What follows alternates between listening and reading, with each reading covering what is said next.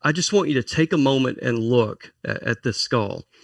So here's the normal side, classic 8-pointer in the South. This buck, according to tooth wear and replacement, was 6.5 years old. I harvested this buck with my bow. He was definitely messed up then. Something was wrong. Something was going on. Sleeping. He's one of those ones that was acting a little weird. Yeah. All right, guys. That's I finally get a buck with my bow. I'm going to take some credit for it. Okay.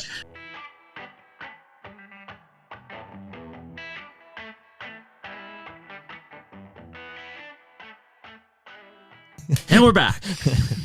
Yeah. Welcome. Episode 15 or 16? 15? Hey. Nice. Huh? Hey. Nice. As everybody can see also, Corey Horn back in the studio. Number 3 appearance for you. If I do the quick math. Say I'm the most hosted guest. 20% of the podcasts have had you in them. I'm here. That's some quick math. You like that? It was the third time, right? Third time. It's a charm. Yeah, they've all been pretty good. I agree. I've been enjoying them remotely. We got the whole clan on here, too. We're going to have Bronson on as well. Yeah, Dr. Bronson Strickland, my former professor at Mississippi State University. I think Weston elected just kind of to sit this one out. He's having some power issues in Indiana. Is he? Yeah, there was a big storm that came through. Separate from his Wi-Fi issues he was having the other day? Yes. Got all kind of issues. I know. Going to have a baby issue here in 2 or 3 weeks. Shit's raining down. It's about ready to pop. Yeah, it's coming fast. So, no, man, this is kind of the most in the studio and bringing a guest. Typically, we were talking about like an every other week guest thing, but people seem to want to be part of what we're doing here. So why not open it up and come on. As often as people want to join, that's fun for us, man. We don't run out of stuff to talk about, but it keeps it interesting. I think people just don't want to hear us talk. We definitely learn more when we have people on. In fact, I was talking to Corey on the way here, just reflecting on some of the stuff that Jeff taught us. Mm-hmm. I think the most interesting thing that he talked to us about, I'd be interested to get Bronson's opinion on it as well. I bet he knows something about this, is the difference between the mindset of planning food plots for year-round herd management. He would be a great one to talk about this. Versus food plots geared towards the hunting season exclusively, and how that reduces pressure on specific areas of your property. Makes a lot of sense to me. Well, and one of the things you're going to hear from Bronson, too, because of the research those guys have been doing, is from a native habitat perspective, how much you could get out of that and truly be using your food plots supplementally to feed the herd versus what a lot of people are doing, which is not doing anything with their habitat and just planting a bunch of food plots and thinking, yeah, I'm good. Yeah. And that's not the right way to do it. So, yeah, I mean, the cool thing about Mississippi State, in fact, has its own deer lab. So it's the Mississippi State University Deer Lab, and that's what Bronson and then my other former professor, Steve Damaris, are part of. And the cool thing, what drew me to Mississippi State, I went to school at Penn State. I'm up here. I'm a northern guy. What drew me down there was that these guys are doing research that is hands-on applicable to hunting and management. And is that where you got your master's? That's where I got my master's. Yep, Mississippi State. So Emily and I were both there from 2007 to 2010 when we got our master's. And we worked on the same project together. Is that where you met Emily? Yeah. She was Kentucky. I was Pennsylvania. We met down there. Through some northern charm. I can only imagine how that went. You're like, Emily, where are the nipples on these things? I don't. Do you have nipples so you can milk them? Yeah, no, it was funny. I remember the first time we went down there. She got there a couple of days before I did when we were starting our masters, and to like first night she was like, hey, a bunch of us are going to the bar. Yeah, I'm in. And it was like nickel night. And like, I don't know if the kids still do nickel night. Nickelback night? No, none of that. You said the kids still do nickel night. So it's nickel night. So you're getting nickel drafts. Cost you a nickel for a big beer. Wow. Well, yeah, I went to town. Too much. So then the next day I don't know if I met Bronson the next day, but I definitely met my professor, Steve Damaris, the next day. And I was a little bit off in the morning. In fact, Emily said that I tripped up the steps. I don't remember that, but very possible. If I was just trying to make an impact on everybody, it's a good start. Love the college experience. A quarter a week. I mean, yeah, man, that's unbelievable. A quarter a night, anyways. Yeah, I mean, well, and then $2 a week. Yeah, the moment they say, "Hey, listen, we're about to shut down nickel night," I mean, you make a run at it, right? I mean, dumps a bag of nickels to get as many. Yeah, here's my dollar. That wasn't the best. So I'm surprised Bronson didn't marry you guys. No, that'll be an interesting conversation too from that side because we flew under the radar for quite a while. Now, I don't know if we were just actually flying under the radar that nobody knew that Emily and I were together, or just nobody believed she would be with you. Well, that too, and probably that they're like, hey, as long as things are going well, like we don't give a shit, like knock yourself out. So I know because I mean we started dating not too long after we got there, and then we were there for 3 years on this project together until we graduated in August of 2000, or I guess May of 2010. Where did she get her undergrad? Eastern Kentucky University. And that's where her family's from? Kentucky. Yep. So, yeah, I mean, really cool in how these guys, and so a little background, and I'll get Bronson to talk about it a little bit more, but a lot of people who haven't pursued a degree in a wildlife field, for a master's, it's a lot different than most fields. Like literally, you have a thesis, and so when I said, hey, I want to go to Mississippi State, I can't just say, I want to go to Mississippi State for my master's. They have to make an opportunity for an application of a thesis of a specific topic of which you apply to, like a job. They then go through the candidates and accept a single or two candidates, in the case of Emily and I, to do research for that particular project. Wow. So it's not based purely on your undergraduate performance, not at but all, also man. what you want to pursue as a master's degree. You literally, from a wildlife perspective or fisheries or forestry, you're applying to a specific project that there may be 1 or 2 spots for, not like, hey, we're taking a class of 20 for the new master's degree. And it's something you're actually proposing, not like they're like, hey, we have these projects going on. They give you base guidelines. So like, I see. Emily's project was very thorough in terms of she took, I guess you would call the main project of what they were hiring us for. I was there to assist in that main project, and then my thesis kind of spurred off of it. So we did come up with my thesis differently. Thesis. I hypothesize. And so we came up with ours There's different. a lot of words on that page. Well, and so what's cool and even for a lot of the people listening on this, what's cool from this angle, and people probably don't know Bronson was involved, but Bronson is a co-inventor of buck score with me. So Bronson and I and Steve Damaris were the 3 lead inventors on buck score. And then Bronson is also doing some testing at Mississippi State with deer grow right now on some food plots and stuff, looking at nutritional quality of the plants, how it affects the soil. Is that in the deer pens? They're doing outside research on private lands. Cool. So, again, from what was that attraction is these guys are doing research that like literally is applicable to the hunter and the manager, where unfortunately a lot of schools are very theoretical, right? So it's like, cool, you're doing this research on deer genetics, which is neat, but like the average guy can't apply that to anything, So that's what Mississippi State is really rooted in and has been for a long time. Even their predecessor, which was Dr. Harry Jacobson, which is kind of like the go-to guy for deer research and that's ever existed. He's always been applicable hands-on management type of stuff. And so I think that's what's really cool about what these guys do, even from an undergrad level, is, I didn't have any real hands-on stuff at undergrad in Penn State. The undergrads at Mississippi State are like in the field doing stuff. Did you get an actual undergrad in whitetail management? Wildlife management. Wildlife management. Yeah. Could you go? What if you just had that degree with no master's? What would you go and pursue as a career? You could be a technician for states, like a wildlife technician for states. You could take that degree and go and be, essentially have a step up on like a game warden position or something if you wanted to go the law enforcement route. You could take that to private sectors. There's a lot of like oil and gas companies that will be hiring Did you ever think those. you might want to be a game warden? No. Seems like that'd be a rough gig. Yeah, I don't like confronting people in the woods. It's always hairy. Well, even when I came out with my bachelor's, I thought I would always be in the private field, meaning like I would go and consult for people. And that's what Emily and I did when we came out of school originally, is we both consulted privately. But she then went the state route, which, no offense, I just can't do that. Like there's too many politics involved. It's me. It's your wife. It's a messy field. It's a messy field, and I know what she went through from a state level for 6 or 7 years. It was never in the cards for me because people are making decisions based on people, not on the science and wildlife. Like that Sounds shirt. like some good clarity. Like that shirt, by the way. Who makes that? You bought that recently? Public Land Tees. It's just their own brand, Public Land Tees.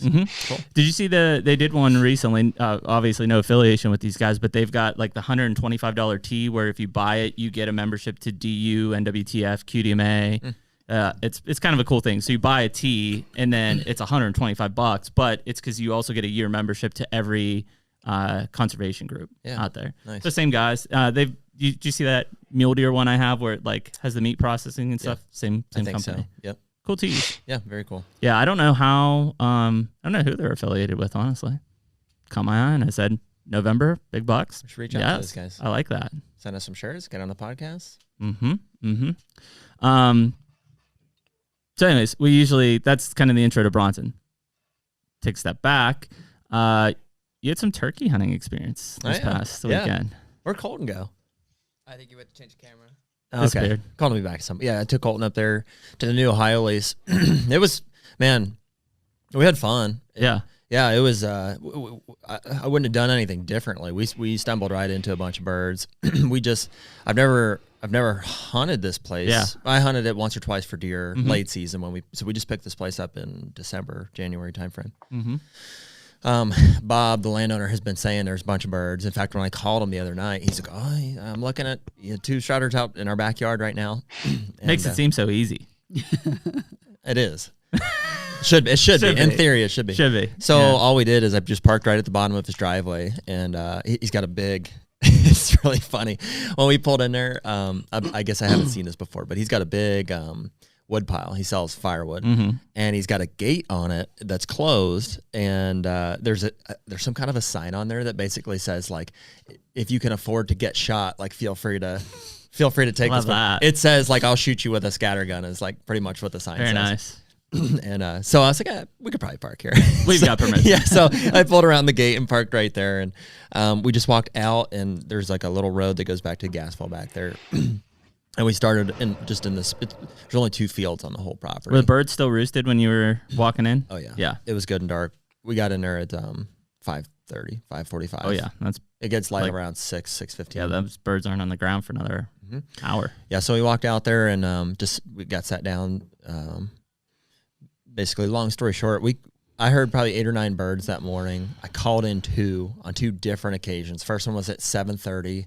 And he was common. We were bow hunting. I had my Hoyt with me, and Colton was filming, and we were locked in, man. The sucker came up over the hill, was strutting, was walking in this road, and he kind of skirted us a little bit. Like he didn't walk right down the road. He came in just over the hill, and when he finally did come up over, he was like 25 yards from me and like 10 yards from the decoys. And when he saw that Jake decoy, didn't like it. Did not like it. Yeah, he came right out of strut, and I saw him pop his head up and started putting, and he actually turned around and flew away. Well, he ran like 20, 30 yards and then took off. And I was like, what the heck, man? That's crazy. I mean, I know that they get spooked from, I've had plenty of birds get spooked from the decoys, even full gobblers on a Jake, but like to like really bug out like that. Really did not like it. So we sat there maybe another half hour, and we still could hear some birds that we decided. Maybe he winded you.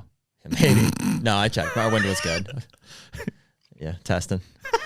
And so, yeah, that one didn't work out. So we got up and we're just working the road systems on this property and struck up another bird and it was just hammering. And I was like, here we go.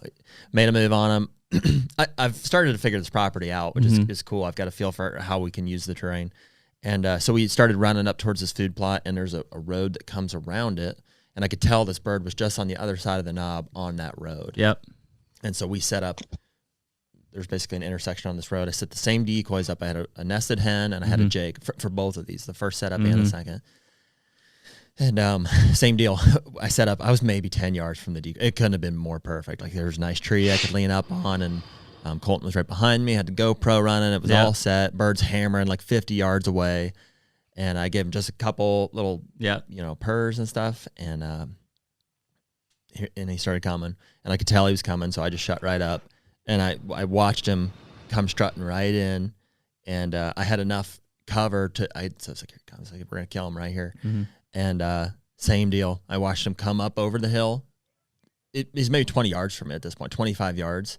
I've got some nice brush between us though, and then I watched him see that decoy, come out of strut, pop his head up, and turn right back around.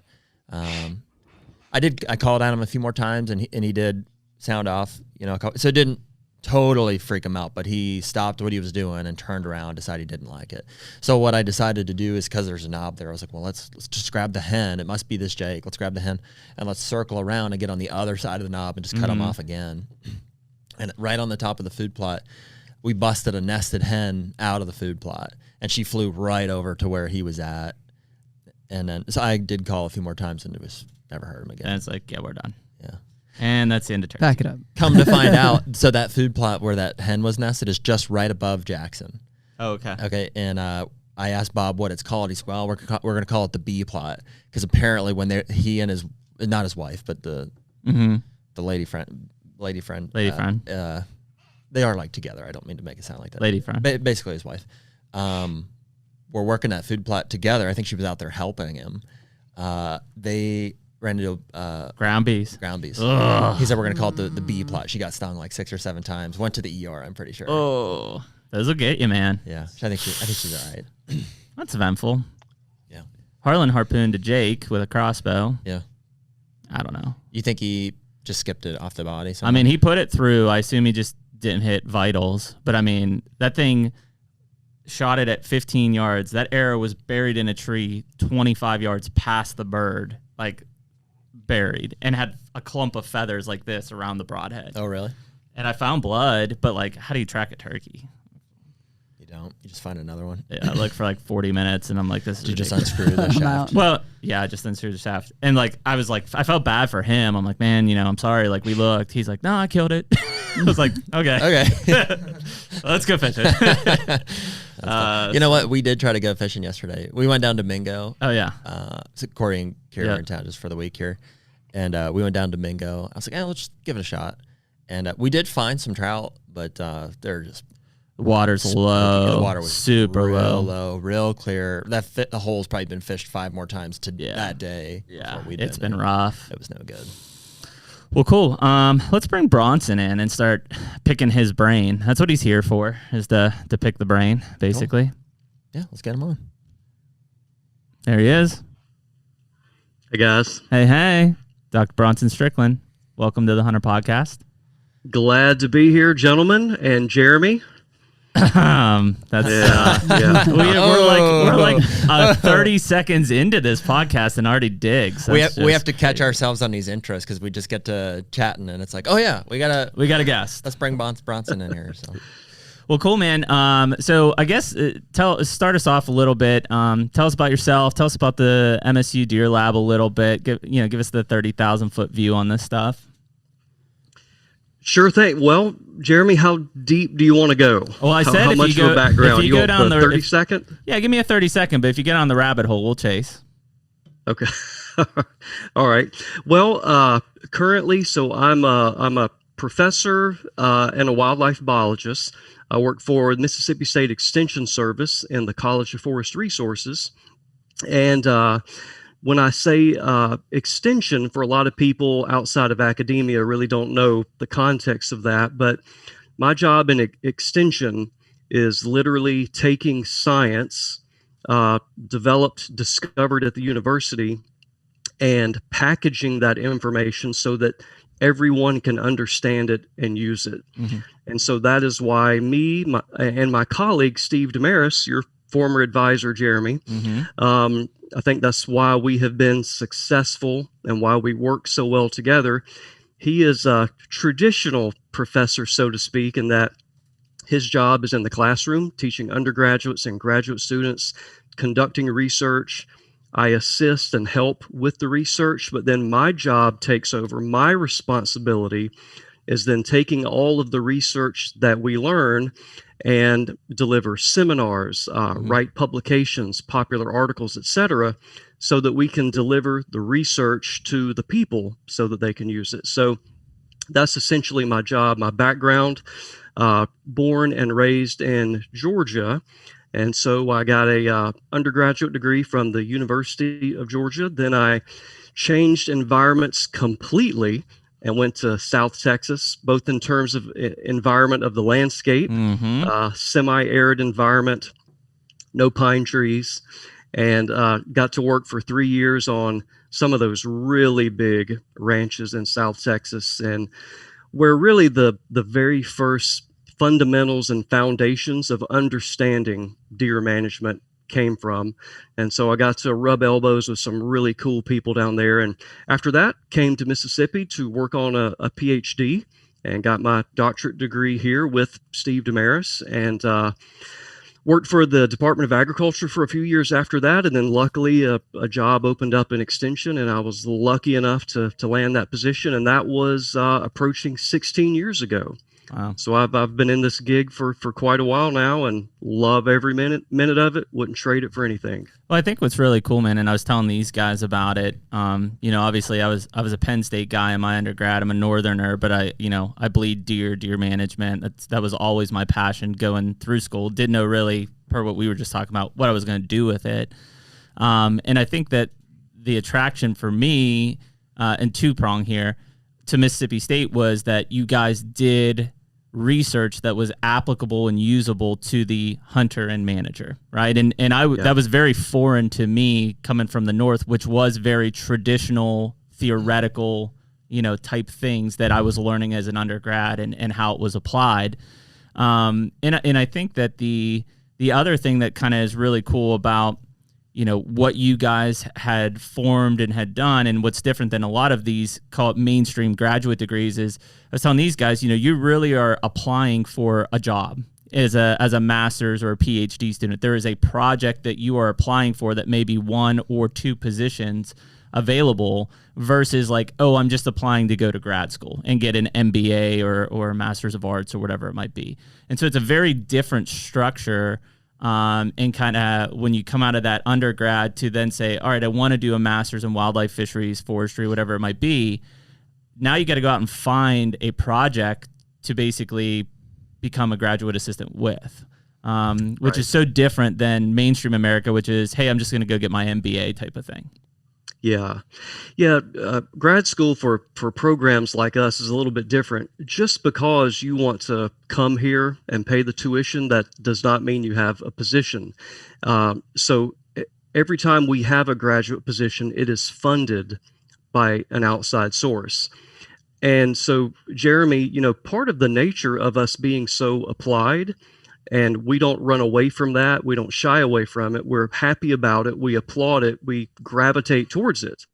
Is we want meaningful research that people can use. But Jeremy, part of that too is when an outside entity is paying for research, they want an answer. And so that very definition that kind of makes it applied is they are seeking a solution. And then a graduate student is coming in, learning to be a practitioner of science, and then that culminates in delivering products of, here's the answer, here's why it's important, here's how you do it. And who are some of those funding sources, Bronson? When you talk about somebody is funding that project, like what are some of those sources that are asking a question that they're paying you all to find somebody to help answer?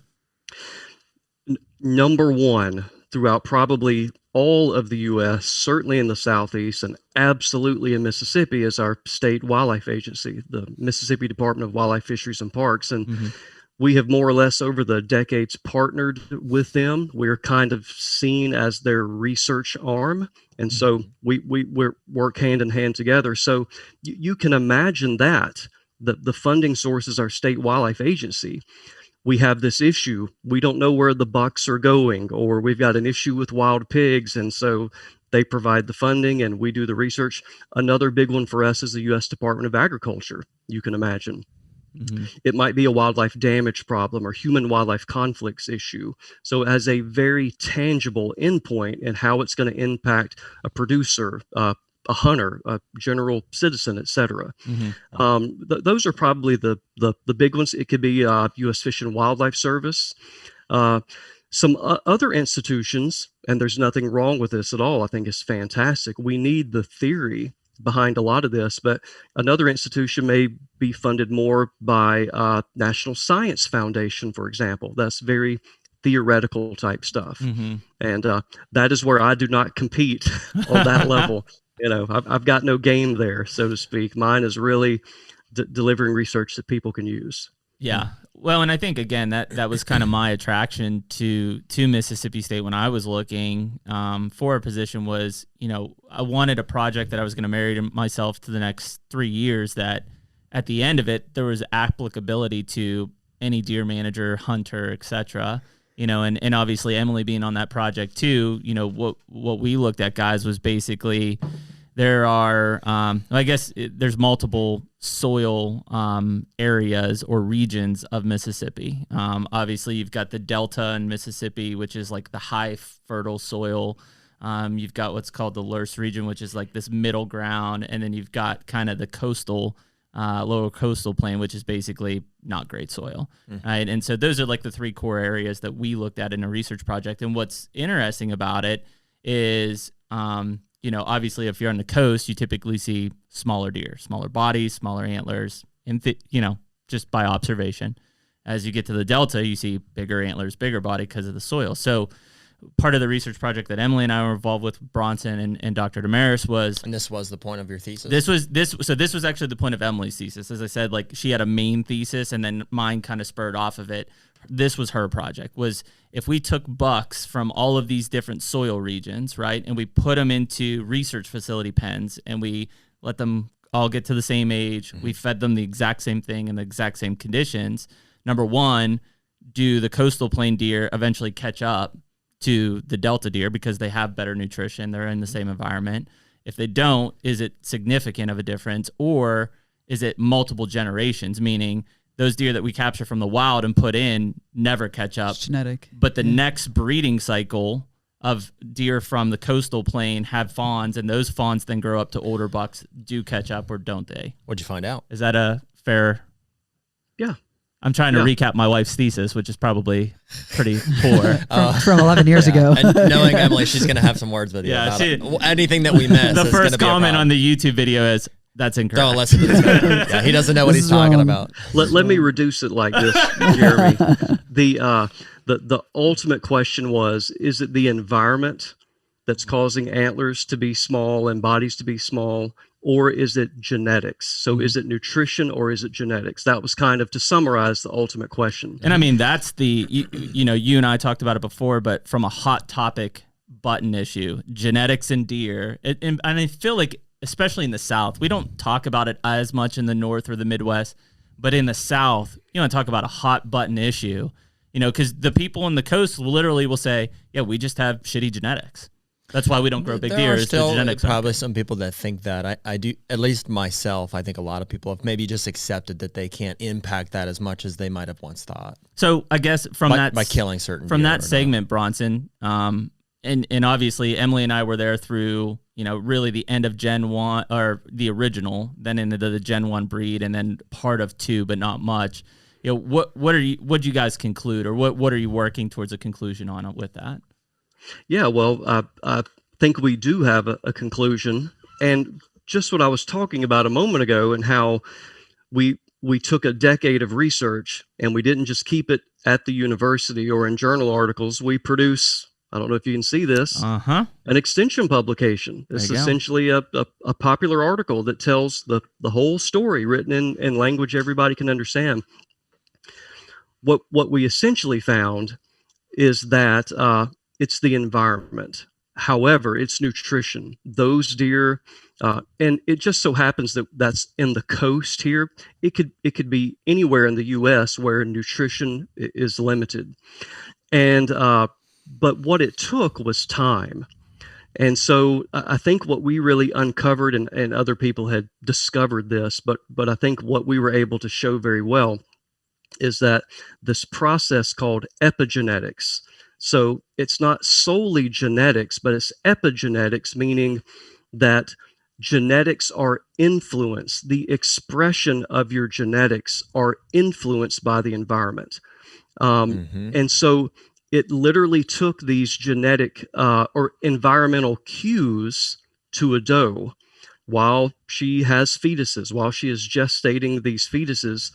Signals are sent to that fetus saying, conditions are really good or conditions are very limited, those signals really tune up the genes, cue the genes to be expressed or not. So what is very powerful about that from, evolutionary perspective is those little tiny South Mississippi deer. They have the same genetics to grow large, like an Iowa deer or a Midwestern deer. The expression of them is just being suppressed by the environment. But it's not just hey, we're going to go out and plant some food plots, or if you're into supplemental feeding, we're going to put out some bags of feed and deer are going to get big. No. That doesn't happen like that. It's intergenerational, meaning that mother has to grow into a better environment, and then she sends signals to her fetuses that turn into fawns that they can grow a little bit bigger. The environment's good. It's safe to grow bigger. Think about it. If you're genetically programmed to grow to 300 pounds in an environment that doesn't support you to be a 300-pound deer, you die. Mm-hmm. So that is a way to protect that individual to survive. Yeah. And so these intergenerational cues, what we found is that in just 2 generations. Now, for a human being, that's close a long to time. 10 years. Right. Yeah. We don't like to accept that. Yeah. But those little deer that weighed 30 and 40 pounds less, and that their antler size, Boone and Crockett score, 20 to 30 inches less, in those 2 generations, they had completely equaled our better deer that we find in the Delta, our agricultural environment deer. Wow. So we feel like we kind of uncovered that process. So, I mean, I guess from that standpoint, Bronson, and let's take this holistically, even outside of Mississippi and into the entire whitetail range. Before you say that, I'm just curious, in conducting that study, did you grab deer from each of these locations and bring them into a high fenced area? That's precisely what we did. So around 30, we started with pregnant does. So adult does that lived their entire life free ranging in these very different regions that have very different nutrition. Those pregnant does were captured, brought to Mississippi State to our research facility. Once their fawns were born, the adult does, they're out of the study. They're no longer part of it. So now we're on an even playing field. All those fawns are given the exact same nutrition for their entire life. Mm-hmm. But what was so fascinating, Jeremy, you remember all the head scratching that was going on then. That first generation, now think about this. Even though we have buck fawns, as soon as they were weaned, until 3 years of age, they had the exact same diet, these 3 different groups. Living in the exact same location. We didn't see any difference. Yeah. Now, how can that be? We've got 30 or 40 buck fawns that were given the exact same diet as these from the good region. We didn't see any difference. But keep in mind, their mothers were from a region where they were nutritionally stressed. So they were still programmed at that point to have that smaller frame, smaller antler. To maximize their survival in an environment where nutrition is limited. That's cool. Exactly. So the term is epigenetics? Yeah, so epi, around, surrounding, genetics, epigenetics. Yeah. So that's where, you think about in today's society, I mean, again, in the South more than probably anywhere else, we start tossing around this genetics word so much. Even if for an entire generation, and again, this is an enclosed population, right? We've put these deer in. There's no immigration or emigration, happening. It's closed population. If you went in and did the utmost management on the habitat and food plots and supplemental feed, and you provided your deer with everything, you're still going to have deer coming from other properties that aren't getting that, and you're going to have deer from your property leaving from that. But you would still have to do effectively at least 2 generations of deer. So what, 6 to 10 years? Exactly. In order to show the maximum possible genetics that deer has somewhere in its system, or that herd has somewhere in its system. I'd be curious to know too if you guys itemized out all of the variables that contribute to that epigenetic. I'm not a biologist. I'm probably saying that wrong. Which basically just what makes a deer big, because there's things that feed into it like nutrition, age. So location, age was the same, nutrition was the genetics.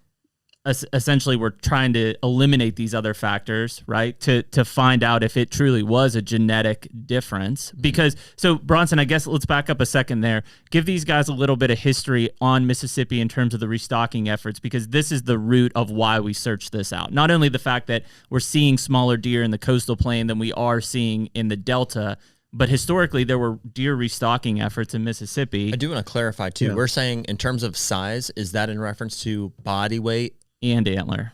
Antler score? Crockett score? Correct. Those are the two that we're studying? Those are two metrics. Yep. Mm-hmm. Yeah, so Mississippi, much like the southeastern U.S. and some places in the Midwest, but not as much, deer were, for the most part, extirpated, so local extinction. They were completely gone as a combination of, got to think way back, there was market hunting, overhunting, no regulations, and there's no habitat. You got to look back at pictures from the 30s and 40s. We didn't have deer habitat. Everything's agriculture back then. Everybody's farming cotton or whatever. Deer were largely absent from the landscape. So a massive restocking effort occurred all over the Southeast. So within Mississippi, just for example, there are deer brought in from Wisconsin, different places up north, deer brought in from Texas, deer brought in from Mexico, Kentucky, all over the place. And we typically think that, and it's kind of logical for a human to go. I had a border hopping joke there. I thought I should hold it myself. No walls back They brought them over in cages, right? We attribute this legacy of restocking. We connect it and think, I bet those deer that are really big, those were the deer that were brought in from Wisconsin. Mm-hmm. Seems logical. Yeah, you could think that. The deer that were brought in that are in South Mississippi, those are probably the ones brought in from Mexico or something like that. That became kind of conventional wisdom that is what's going on. So, Jared, that kind of then led to, well, what we need to do management-wise is let's do another restocking. Let's take deer from our Delta region and let's restock them, down in South Mississippi, and then we're going to have these bigger deer down there. And that was literally being discussed. That was taken very seriously at the time.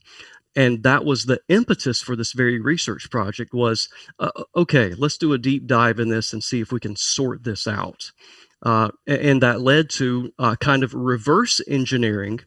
Well, let's take these deer that are really, really small in South Mississippi, and let's just give them the same nutrition that they have in the Delta, and let's see what they do. Coincidentally, another research project that we did, it all kind of dovetails very, very nicely, was looking kind of at genetics in Mississippi and all throughout the Southeast. There is very little evidence that we have any northern genes left in Mississippi. It was really because simultaneously in Mississippi, again, like in other states, there were pockets of populations in places that were not as accessible or were not as farmed as heavily. So we had some populations on the Mississippi River. We had some populations further down south where there were existing viable. Some of those deer were also trapped and restocked. Those were the ones that were more successful because they were evolved and adapted to a southern South Mississippi environment and the diseases that kill northern deer when you bring them down south. That was a big one that I was going to say, Bronson. And so when I was in school in that 07 to 2010 timeframe down there, that was my first experience with EHD, right? Which in subsequent years, we started to see more in the Midwest and then in the Northeast. And so like I had never really heard of it or been familiar with it. In fact, one of the first times that we really experienced it was we had a massive outbreak in our research facility to the point where, we were losing deer daily, dying daily. And we didn't know. We kind of knew, but we weren't real sure. And so when you start to think about it, especially, I think it was 2012 was when we had our first big one in the Midwest and Northeast, or at least that we identified. The deer that we're taking back in the day from Wisconsin and putting in the South, a lot of those southern deer that survive year after year after year have built up tolerances and kind of an immunity to this EHD, whereas those northern deer had not experienced anything like that. And is that something that you can see like at a genetic level, is that some of these deer are more, prone to dying from EHD as opposed to the southern deer, or does that not have to do with genetics at all? Yeah. I would say that's genetic, and maybe some interactions with the environment. But yeah, I mean that's just textbook natural selection. Yep. Is that year after year, when you're confronted with this virus, it's no longer a novel virus. We've heard that a lot here recently, and the ones that live through that process, they are predisposed to live through it when they're challenged again. Yeah. And so do that for 50 years, and you have some deer that are pretty resilient to blue tongue and EHD viruses. Versus those ones you bring from the north down. Pretty applicable. Right? Yeah. And you drop them into an environment they've never been exposed to, they're all vulnerable. Yeah. You know, and so hypothetically, Bronson, right, what we're seeing along with some other environmental factors is those deer likely brought from Wisconsin succumb to environmental and disease. Thus why we don't see any remnant genes of them in the Mississippi studies. Yeah, we probably attribute most of that to disease, but I would add secondarily, my goodness, bring a deer and think about how they did it way back when. You put them on a railroad, bring a deer from Wisconsin, turn it loose in South Mississippi. Yeah. It's not adapted for that. The coat's not adapted for it. Its body size isn't adapted for it. So and now you're going to have this virus you've never confronted either. So you're going to need some vaccinations before they go anywhere. Yeah. And so think of this, and this. So we tie back a little bit to how these deer were brought in. So there's a lot of different ways that you could go out and capture. There's clover traps that essentially are like a big box trap that essentially the deer walks into. Like a hog. Yeah, kind of like a hog, but enclosed that you could literally shut them in there and they're in there. You've got rocket nets to potentially capture them. You've got... Is that something we could get our hands on? Darting capabilities. I'd be like, Ian, run that way. Yeah, you've got darting capabilities. You know what those are? I don't know. Did we dart any of those deer, those does, or did we? Because I know we did that later on. Another project with these guys that we did is we went out. So obviously we talk about this all the time. Aging bucks on the hoof. Not to switch gears too much, but I think this is a really relevant transition. You're trying to capture specific deer, right? Right. So a certain age class. Yeah, because once a deer gets to be what we think is 2 years old, then it's like, I don't know if it's 2, I don't know if it's 3, maybe it's 1. Especially from a visual, and so this is on a buck standpoint. Oh, okay. And so what we ended up doing is really targeting button bucks, though an obvious 1-year-old was also trying to be targeted. And then we would tag them in the wild. So you regardless of how they want to be identified? Yes. Okay. They had no choice. This is a decade ago. Right? We don't get into that. I'll answer that question, Bronson. You don't have to. And so we would tag them with a known tag, color representing their age class, and then some number on it, right? And then ultimately, that buck would shed antlers and grow. So essentially, you had deer walking around the woods with a blue ear tag that you captured as a button buck 3 years ago is now a 3-year-old buck. And so you're literally looking at a known age deer in the wild. Cool. And you guys did that are you still doing that or is that done now? Yeah. It's done now. We finished that probably well over 5 years ago. Yep. Yeah. And I mean, how many did you get approximately overall in terms of tagging? Oh gosh, Jeremy, I'll put me on the spot there. I think it was close to 100, but not over 100. Yep. And so maybe 70 or 80. And tying back into this whole idea of transportation, the reason I say that is from that project as well as projects that we were running in this environmental and genetic study is that the capture myopathy, right? The stress that these deer go under, even when sedated, is off the charts. There's a lot of deer that we handle and essentially then revive that just don't make it. Body temperature does up. We're transporting them in a trailer from one place to the other. Wow. And so when you start to think about the genetics discussion from a deer management and a hunting standpoint, because it's still a popular thing, these guys are saying, well, like, let's just take deer from here and let's move them here, or let's take deer from here. And everything that we're talking about, not only from a Mississippi level, but from a United States deer range level, is like you can't take deer from here and place them here and just think everything's going to be fine, right? Because you take all these deer from a Wisconsin deer farm and you put them in Alabama and say, I'm going to grow giant deer. They're going to die. Yeah. They're not going to survive. They're not catered to that. Not to mention the disease stuff that we're now talking about with CWD and things like that. So it's just, even in a controlled setting that we were running there, you had deer die from capture myopathy. You had issues just in transport that just, who knows, deer just died, didn't make it. It woke up, ran off, looked good. Next day you find it dead. Don't know. Yeah. And you're attributing all that to even what our technology is now in capturing them in the most humane way, transporting in the safest way. And so you compare that to back when you're like, hey, we want to just bring some deer down. There's no way that survival rate was very high. I mean, literally, there were times during our environment and genetics project, which is what Bronson was talking about there, that Emily and I would be out at like midnight with a heated blanket on a deer that was still sedated, though we had given it its reversal agent, just isn't waking up. And if you let it go, it's going to die because the nightfall temperatures are dropping, their body temperatures dropping, they won't wake up. So you're out there with literally spooning a deer right in the pens with a heated blanket trying to revive these things. And so that's where, from a graduate level, when you're applying to these positions, you're applying to a job, and it's not like, hey, just show up at class. In fact, I would say that Doc basically, not that classes didn't matter, but classes were very far under the priority of your research and your dedication to the deer pens and everything that you did there. You got no research if you got no deer.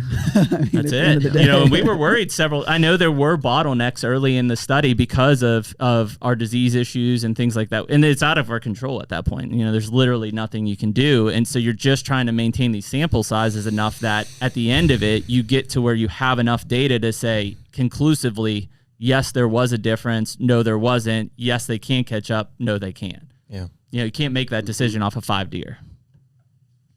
Interesting. Does that work? Yeah. You just got me thinking, Jeremy. What we used to always say I do that all the time with you, though. See? Pass your classes and ace your research. It's kind of just the opposite when you're an undergrad. You ace your classes. Yep. Jeremy took it to an extreme, though. He aced his research and I passed. I passed my classes. I may not have showed up at all of them, but I passed. No, I'm just kidding. I was there and did very well. The one of the classes, and first of all, Bronson will be humble about this, but he is a statistics genius, and there's no doubt. Yes, you are. That is there. If there's a kryptonite of most wildlife graduate students, I would say it's probably statistics. And it literally is the foundation of your research, right? Because you can collect all the data, but if you can't run a statistical analysis on it, there's nothing there. Yeah. And so and I won't even begin because literally I will say that I'm good at math. In fact, Dr. Damaris, when I applied, you have to take GREs. Did you take? I didn't have to. You didn't have to? For my master's. So I had to take GREs, right? Which is this graduate exam essentially. And so it's like an SAT, but after your undergrad. And so I scored off the charts on math, and I'm good at math, which we'll talk about here in a second. My verbal skills, though, I think that Dr. Damaris literally asked if Spanish was my first language because I barely got my name what is that, right. Like reading comprehension? And just analogies. Mine was never very good at that either. Yeah, math off the charts. Luckily, that's what probably got me into Mississippi State. Verbal, not so great. And then you got to write a huge thesis at the end of this thing. And yeah, that's a tough place to be. You're like, so there I was. The end. But no, so I think, Bronson, too, from your end, the cool thing about Mississippi State is you've got all this population and management dynamics on the herd itself, which is where my research was in. But you guys also do a ton of stuff around habitat, right? And again, this intertwine between the environment and genetics is such a storyline at the MSU Deer Lab. But talk about, obviously you guys have a lot different habitat than we're dealing in the Midwest and the Northeast here. But talk about some of the things that you guys are looking at from a habitat perspective, even in an extension standpoint. Prescribed burning, food plots, timber harvest. Yeah. So I think the way that this works wherever you're at, if you're in the mountains or you're on the beach, on the coast, you got to keep this one thing in mind. Deer eat herbaceous plants. It's pretty simple, but it's the application of that. Mm-hmm. Deer don't eat tree bark, you know. They eat green growing herbaceous plants. Their world is waist high and below. Mm-hmm. And so what we try to do now, our context, our landscape context is, of course, we're pine forest. We're a forested state because of temperature and rainfall. We grow trees. Mm-hmm. And so we try to work for solutions that are both beneficial to the landowner from a timber perspective and harvesting that crop and making money and the industry surrounding that. And how can we also intersperse within there systems that are going to favor growing plants? So for us, from a timber management perspective, timber stand improvement, thinning, maybe thinning sooner, thinning a little bit heavier, examining the financial trade-offs versus the habitat trade-offs. And that's essentially all it is. Mm-hmm. It's always a trade-off. Within that realm, how do we keep disturbing, ecological term there, how do we keep disturbing the soil so that we keep generating these plants? That's the foundation of a deer diet. That can be disking and of course prescribed fire. Mm-hmm. The number one tool I would suggest that people could do themselves. It takes a little bit of experience and taking a few classes, but it's available to everyone in every state, is becoming a prescribed burn manager and thinking about at the scale. Literally, this is something Marcus Lashley, when he was here, he's now at the University of Florida, Mm-hmm. he demonstrated so well, and he kind of coined the term bow range burning. Yep. It's overwhelming to most people. When you see the scale at some of these fires, you think there's no way I'm going to be able to burn a 100-acre stand or a 500-acre stand. People are scared of it. You know, You're scared of it. They're scared that it's going to get out of control and they don't know how to manage it and it's too big. And the liability of the smoke is a big one as well. Mm-hmm. But you can do this thing at a very, very small scale of a quarter of an acre, an acre that a couple people can do themselves.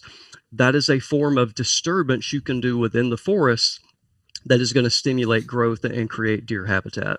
Yeah. So, Jeremy, I don't know if that answered your question, but generally I would say over the last 2 decades, it's really been around that. How do we manage our forest, and then how do we disturb it so that we produce deer food? Well, and I think it goes back to kind of our original discussion about what you guys do down there, and that you're looking at things that are applicable on a manager and hunter's level. Like, I would assume that there's not many other places prior to Marcus doing that stuff that looked at, hey, let's burn a quarter acre and see if like deer will really use it. But to a hunter who doesn't have, 100 acres or doesn't have, the ability to burn 10 acres at a time, to go in there and do a small, fire ring basically, and be able to burn a quarter acre around his tree stand, and all of a sudden the attractiveness of that area is through the roof. Like, that's something that I don't know anybody's really doing, and I'd be absolutely willing to try. In fact, I'm in that situation. Like, I can't burn on my place on the mountain because, if it gets out of control, it's burning thousands of acres. Well, that's where I'm at too, is we've done some burns and I didn't do enough preparation or research. I did go in and I put fire breaks in, but they weren't big enough. Mm-hmm. And it was just my dad and I tried to do it together, and this fire kind of got away from us. And how big was that? The fire? Yeah. Well, how big of an area were you trying to burn? Not real big. Maybe quarter acre. A quarter acre. But my fire breaks were only, I don't know, 4. It was like one rototiller pass. Mm-hmm. And I just didn't think the grass, it wasn't like, warm season grasses or anything. It was just small, like cool season grass. Yeah. We're burning something off. I think they put a food plot in there. Mm-hmm. And it just got out of control, and like the wind picked up, and we were trying to like manage this break on the downwind side. And, we didn't understand how to utilize, especially like blowers. Yep. And back burns. Yeah. And stuff like that too. Well, we were using back burns, but the back burn itself is what caught. And really jumped, and it jumped into this big, just a fuel pit, just a big down tree and stuff, and it just got hairy for a minute. It did eventually just burn out, and so it was okay, but it was enough that my dad was kind of like, yeah, we're not doing that. Well, I think that's the initial fear, like whether you experience it and or you just think about it. Well, dude, people don't want to burn. People die, man. My neighbor, when I was growing up, died because he was burning leaves in his backyard, and the smoke just overwhelmed him, and he had a heart attack. Yeah. I mean, people die from fires. I mean, it's a very real thing. And that's the fear. And I mean, I think from a society, if you think back, a century ago, like we burned it all the time. Like that was, even longer than that, thousands of years ago. The fact is, like, these natural fires are what formed the landscape, that most of these, deer, turkey, etc. thrived in. And the reason that we have a lot of these decreasing populations, whether it's quail or grouse and things like that, is because succession, has just continued and it hasn't been set back. And so that the habitat is so different, than what we're used to. And a lot of it, I think, is because the society as a whole is fearful of what we're seeing out west, which is just out of control fires. Or in fact, we had one here at Ohio Powell on the mountain, not recently, that just took out 400 or 500 acres. And everybody's like, oh my God, like fires are out of control. And it's like, yeah, because you haven't burned in 5 decades. The fuel load was just waiting for a tinder to hit it and just take off and run. There was no management of it. Yeah. That's I guess, Jared, I think you're a really good example there. The experience you had, if I'd had that experience too, I would have been puckered very much so, and I would have probably backed off. Every state, and mostly it's through your state forestry service. In Mississippi, it's called the Forestry Commission. They offer 2 or 3 day courses that are very, very cheap. And they teach you all of these fundamentals about what are the burn conditions, what are the fuel loads, head fires, backing fires, etc., that really help you with that. I also wonder on that day, maybe if you had seen the conditions, what was your relative humidity, what was your wind speed, that could have affected what day you burned, and you may have had a completely different outcome. So just a little bit of education like that can really go a long way. Yeah, and I think even in hindsight, had I just had the appropriate size break, we'd have been in good shape. Yeah, probably so. Change your outlook, change your dad's outlook on the property. Yeah, well, the problem is, like, it's not a property that I live at, and, like, we're just busy, we got jobs and families and commitments. And so it's like when we get to burn, it's like there's a few day window and, hopefully it matches up with the conditions. And typically they're going to be, fairly good at best. Yeah. If we get really lucky, it's perfect. The only time we won't burn is just like, it's like 20-mile-an-hour winds and it's been dry for 2-3 weeks. So we're trying to make the best out of, limited time.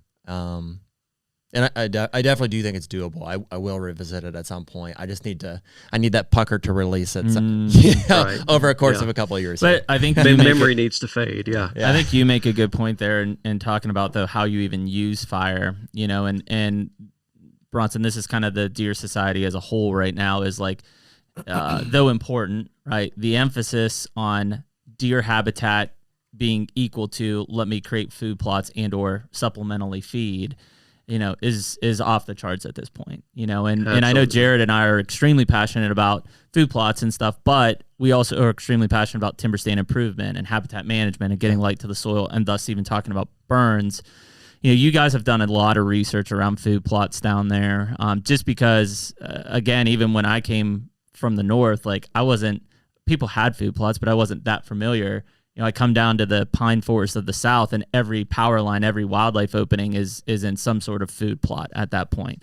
And we had Jeff Sturgis on recently, and it's cool to see everybody's kind of, background and or beliefs around food plots and how to use them. Jeff is a very, obviously coming from the upper Midwest, he's a very adamant guy around fall, annuals, tonnage, and that's kind of it. Right, some summer cover crops mainly to choke out weeds and preserve soil conservation and water and weed management.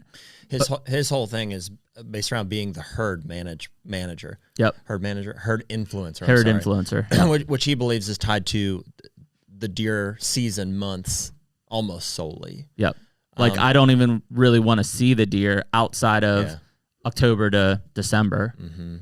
Whereas I know when I was down there, like most of those guys are treating it, obviously seasons are different, but they're treating it very much as I have to be impactful on these deer year round, or per what we talked about earlier, the environment will take over and my deer won't look as good. Yeah. Well, I'm not disagreeing with that whatsoever because the environment's different. The landscape is different. We of course are all for, and that is the single most popular food plot type is going to be cool season. And frankly, and here's why, because it's easier to grow. It's a heck of a lot easier to grow a cool season plot than a warm season. and you get the immediate feedback of I'm going to hunt over it and see it and see deer. So the feedback loop there is positive. However, one thing that's different about the South is we have two distinct stress periods for deer down here, and we typically think y'all have it much worse in the wintertime. Yeah, tough being a deer in the UP of Michigan come February. Yeah, not as stressful here, but it's can be awful to be a deer in August and September in the South, and that's because of heat primarily, and then the indirect effects of heat on vegetation quality. So we see this time and time again. The properties, clubs, etc., that take the next leap into seeing phenotypic differences, bigger antlers, bigger bodies, is when they go from just planting a cool season plot to also planting warm season, because that's another stress period you've delivered deer from. And then they go into the fall in better condition. And then they take advantage of the cool season warm plots, and then they round up winter being in better condition. And so it's a year-round process. When we see people that just move from planting a cereal grains plot in the fall and hunting over it versus adding a legume and then that transitioning into warm season, that is when we see the biggest return on investment, no doubt about it. So what are you saying in terms of because when I think warm season plots, I'm thinking soybeans, mainly from our angle up here. What are guys planting down there in that kind of warm season area to get them into the fall? Is that tied to perennials versus annuals? No, the warm season, we basically are just looking at what time of year is the growing period for that plant. So your cool season plants, think of your cereal grains, oats, wheat, cereal rye. In the South, it would be clovers. It's different in the Midwest. Warm season plants are just like y'all would have warm season plants. That's going to be the soybean and the cowpeas. You might have sunflower. Popular down here might be deer vetch. Grows really, really well. But essentially, it's just the season of the year that plant grows, during the warm growing season or the cold, cool season. Yeah, I mean, because, cowpeas were one that I wasn't very familiar with being from the north till I got to the south. And then, in August or whatever, I walk out into a field of just stems and it's like, what is this? And it's cowpeas, right? It's because it's different than soybean. It's not putting on a pod. It's very, just forage based at that time. And then those guys are going in with that cereal grain, which a lot later than us, it's usually end of September, early October, getting in the cereal grains. And again, thinking that in a lot of Mississippi, depends on where you're at. This is the other thing I want to dive into is that, we're looking at peaking in mid-October to really hunt that Halloween week, to really hammer it during the first 2 weeks of November. Not the same in Mississippi, not the same across Mississippi in terms of hunting. Everything, this is just me looking at y'all, talking to y'all and watching programs. Why are you going to keep saying that we have it easier? That's what you're going to keep saying here. This is the story of it. I'm not saying it's different. Everything in your world seems to be centered around November. Yes. Everything in our world possibly is November. Centered around December. We're December, January. That's the peak. That's when we're going to have the rut. That's when people are hunting the most, is that time of year. November for us is the pre rut. Right. Yeah, and I mean, I've killed deer in November in Mississippi. But so Bronson, tell us a little bit, or explain to these guys a little more. Again, and this was probably one of those other questions that kind of was arising around the Environment and Genetics Project, is the timing of the rut across Mississippi is... Good. Maybe before you jump to that, I just want to give some clarity on what I think Jeff was implying with that conversation that we had about him preferring, fall food plots to just a summer food plot, to put it plainly. It's not that I think he's saying like one is better than the other, but if he has to choose based on a limited number of acreage between a food plot that's going to feed deer throughout the hunting season versus one that's going to be holding them during the summer, is that 9 or 10 times out of 10, he's going to choose that fall food source because he wants to be the property that's influencing the herd at that time. And so for that reason, he would, for instance, choose to plant buckwheat during the summer over soybeans knowing full well that those soybeans, or rather the buckwheat, won't be around in October to hunt over. He's looking at that as just basically something he can kill off and use to cover up a fall plot. And he's willing to sacrifice like bean plots as an attractive, or a summer food source in that situation. I think what we're getting into with that, Bronson, and you and I have had this discussion. In fact, there's people from Mississippi State that are very adamant about it. It's this cover crop philosophy. Right, and the soil conservation philosophy, and the do not disturb the soil, do not disturb the topsoil, use vegetation to weed management, use vegetation to put back organic materials in, much different than tilling and or drilling in some cases. Advantages of buckwheat in that situation would be cover crop, like you said, and also just because of the nature of the plant, the ability to seed into it without disturbance. So I don't disagree with any of that, but I would go back to context. And I'm generalizing here when, the picture of the Midwest versus the picture of the Southeast. If I'm in Iowa or Illinois, I'm probably never going to plant a warm season plot. You know why? Because there's plenty of it. Because a deer can go 100 yards that way or 100 yards that way. I wanted to say that too. I think that is interesting. That's kind of the assumption that I think we have to make with Jeff's perspective, is that he's assuming they can go and get it somewhere else. Yeah, that they are getting it somewhere else. Whereas even where I'm at in Pennsylvania, there are no crops anywhere near me. And I didn't really think about this for whatever reason until you just said it, Bronson, is like if I'm not planting soybeans or some kind of a warm season plot, but they can't go and get that anywhere else, their growth is definitely going to suffer during that time of the year. Which I think is probably where that summer annuals come into play from a planning perspective, and then even a perennial side if we start to look at clovers and things like that. And let's get back to where we started talking about that research project. And I want my does during the summer when they are growing fawns to be in really, really good condition. I want them to have access to really good forage. And it doesn't have to be a food plot per se if you're managing your habitat. And you've got a diversity of naturally occurring forbs. That's okay too. That's perfect. But I just want to make sure I have either good habitat, and if I can't, I always like to use the word supplemental food plot. Habitat's number one. And do we need to supplement with a warm season plot? Yeah. You just want to make sure they're in good condition. Yeah, that makes a lot of sense. And I mean, I guess when you start to look at that kind of side of it, there are plenty, especially in the Delta, right? There are plenty of agricultural areas in the Delta, of which deer have that access down there. And at least for my opinion, if you go into most of these leases and or hunt clubs down in the South, I mean, you walk into any of those in October, November, and everything's a green field.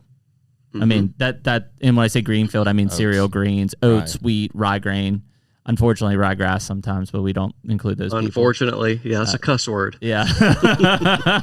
What's the difference? Ryegrass versus rye grain. What's the difference? Yeah, big difference. Okay. Ryegrass is a no-no. Okay. That's serious, and even from a nutritional standpoint, I've never planted rye. I think we're going to give it a shot this year for the first time. Cereal rye or rye grain is, from a nutritional standpoint, it's not all that beneficial. It is attractive, right? And that's where Jeff is on that layering. And so we're talking about using that as like an attractiveness, almost in addition to, or to get them away from crushing these brassicas or something, which down south, brassicas mute point. I think that's kind of where we're at in our thought processes with these fall food plots. It's like, okay, I think we realize and have accepted the idea that we want to try to establish more consistent food plot ecosystems around these properties that we're hunting, but it can't be just brassicas because, like you said, especially in Pennsylvania, by the time they start hitting these, it's typically like after the early season is done anyway. So it's like, what other seeds can we mix into those food plots or offset them somehow so that they're attractive starting in like September, October, until these brassicas come to fruition? Yeah, we have, I can't speak to your environment. It's a little bit different. We have a very reliable system here that incorporates everything you're talking about. And this system will literally get you 6 months of high nutrition. And that is combining a cereal grain, whichever three you choose, whether that be rye, wheat, or oats, That is going to be the first to respond. That is your early biomass. It grows really well. Deer are attracted to it. High nutrition when it's growing. That's going to get you through the winter. During the cold of winter, we're not seeing much grow, even cold for us. Yeah. But the cereal grain growth slows down. There's your place for brassicas. That's when we see a lot of growth and attractiveness to those, rape, etc. When the springtime rolls around, the cereal grains will again jump and grow again, but their nutritional level is much low. That is when clovers take off. So we can do a planting in mid-September, and literally with a cereal grain, a brassica, and 2 different kinds of clover, we can get all the way until June with that single planting. Is rye an annual or a perennial? Annual. Cereal rye is an annual. Rye grass is also an annual, but people think it's perennial because it's a prolific, invasive, reseeding annual. It's a bad one. So its seed is very, very viable. And if you look at a lot of the throw and grows, the no plows, that's got grass in it. Rye grass. Yeah. Not good. Yeah. Throw and grow. Yeah, not good. Yeah. That's what you want to avoid. Bronson, on a clover standpoint, and I've just learned this more from you recently, I was always a white clover kind of guy, Ladino clover kind of guy. You've brought up, or you've introduced from the extension side, is it Berseem? Am I pronouncing that correctly? Yep, you are. Mm-hmm. Talk about Berseem clover a little bit, because I think that people think clover's clover, right, at the end of the day, and there's a lot different values in terms of peak attractiveness and biomass and nutrients that go into that. So again, we really get into a perennial clover, which is going to be your white clover, and within white, there's different varieties, and Durana is really, really popular. That's what we're pretty much are planning is white clover. Can we just, for context, so I understand, and I have a bunch of questions about clover as well that I think you probably can answer. First of all, what is in? Maybe we can look this up. What we've planted a lot is the Whitetail Institute's it's pure white trophy clover. Yeah, so it's a white clover. There's just one blend in there? I think there may be some Ladino, and there may actually be some red clover in there as well. Okay. Yep. I'm also curious when clover is attractive to deer. Like, I planted it thinking that I knew. I mean, so watch Midwest Whitetail, and I'd be like, wow, these deer are popping out and hitting these brassica plots like in October. Not really. Like, No. It almost seems like they're not really a hunting plot so much, or they're not attractive in October or November. I'll give you my 2 cents, and then I'll let Bronson tee in. When I plant a perennial clover, or so different. If I plant annual clovers, right? They're arrow leaf clovers, one crimson clovers, an annual as well. Bronson. Mm-hmm. Yep. So when I plant those, I'm planting them for attraction for me on a hunting plot in the fall. Now that doesn't mean that's the only time they're attractive, but I'm planting an annual clover for attraction to hunt over in the fall. Most of the time, though, when I plant a clover, it's a perennial and clover. You're planting those in the spring? I put them in my fall mixes. Okay. But you could plant them in the spring as well and just have a little bit longer growing season. Mm-hmm. When I plant a perennial, I'm typically planting my perennials in the spring, though you can plant them in the fall. And I'm doing that from a nutritional standpoint, not as much from a hunting attraction standpoint. Well, that's kind of why I did it, too. This probably ties into this. I literally have a food plot that is 1.5 acres. The whole thing is clover and a really solid stand of it. It's probably a white clover, would be my guess. It was either Whitetail Institute Pure Trophy Clover or Frigid Forage. So it's a white clover, yeah. Whatever clover they have. I think I'm wasting acreage there. I want to disc half of it and put it into some type of a brassica rye mix. Mm-hmm. So Bronson, kind of give us your feedback. And again, different conditions than we're dealing with, but from a perspective of the clovers you're dealing with, what are the 2 that you prefer, and I guess why? Okay, sure thing. So I always want to have a perfect world. I have the acreage, the tools, etc. I want to have some plots designated for cool season annuals. I want to have some plots or areas designated for warm season annuals. I want some plots for perennials, in this case, white clover. I am ensuring that on my property, every single day, a deer has a food plot forage it has access to. So now let's get to pros and cons. Why not just plant perennials? Let it just all be perennials. Well, you got to look at the growth form and the amount of biomass and nutrient quality. In ecology, there's always a trade-off. A perennial plant, think about its strategy. Again, this gets back to evolution. What is its strategy? If you're a perennial plant, your strategy is live year after year after year. They typically might have a little less biomass, but they have a more developed root system because they have to live year after year. Now think about an annual plant. Jeremy, you said crimson clover. You're going to get, it starts with a bigger seed, comes out of the ground, grows quicker, and you produce. Now that plant's sole purpose now is it's going to die this year. So it's going to grow very quickly. It's going to produce seed, and it's an annual plant. It's done. It's and so two different growth forms there. Now within those annual clovers, what is my decision in the South is that I want to extend the window that I'm providing as much forage for the longest period of time. So now we look at what is called maturation date. What is the maturation date of that clover? Crimson clover has the earliest maturation date. So it is all beautiful, those nice blooms. That will occur in late March or April in the South. Right after that, it'll turn brown, it sets seed, and the plant starts dying. These other varieties, it could be old school arrowleaf clover people have heard about. We can talk about red clover. Kind of some new players on the scene. They are both annual clovers as well. They produce a tremendous amount of biomass. That is balansa clover and berseem clover. They have later maturation dates. So your crimson in the South will be done in April. You can have this clover growing. It will mature in May. Berseem, it may be June. So like I said a moment ago, I've got a September planting. And in that late September planting, I've got a cereal grain, a brassica, and a couple clovers. I've got forage from October all the way until June.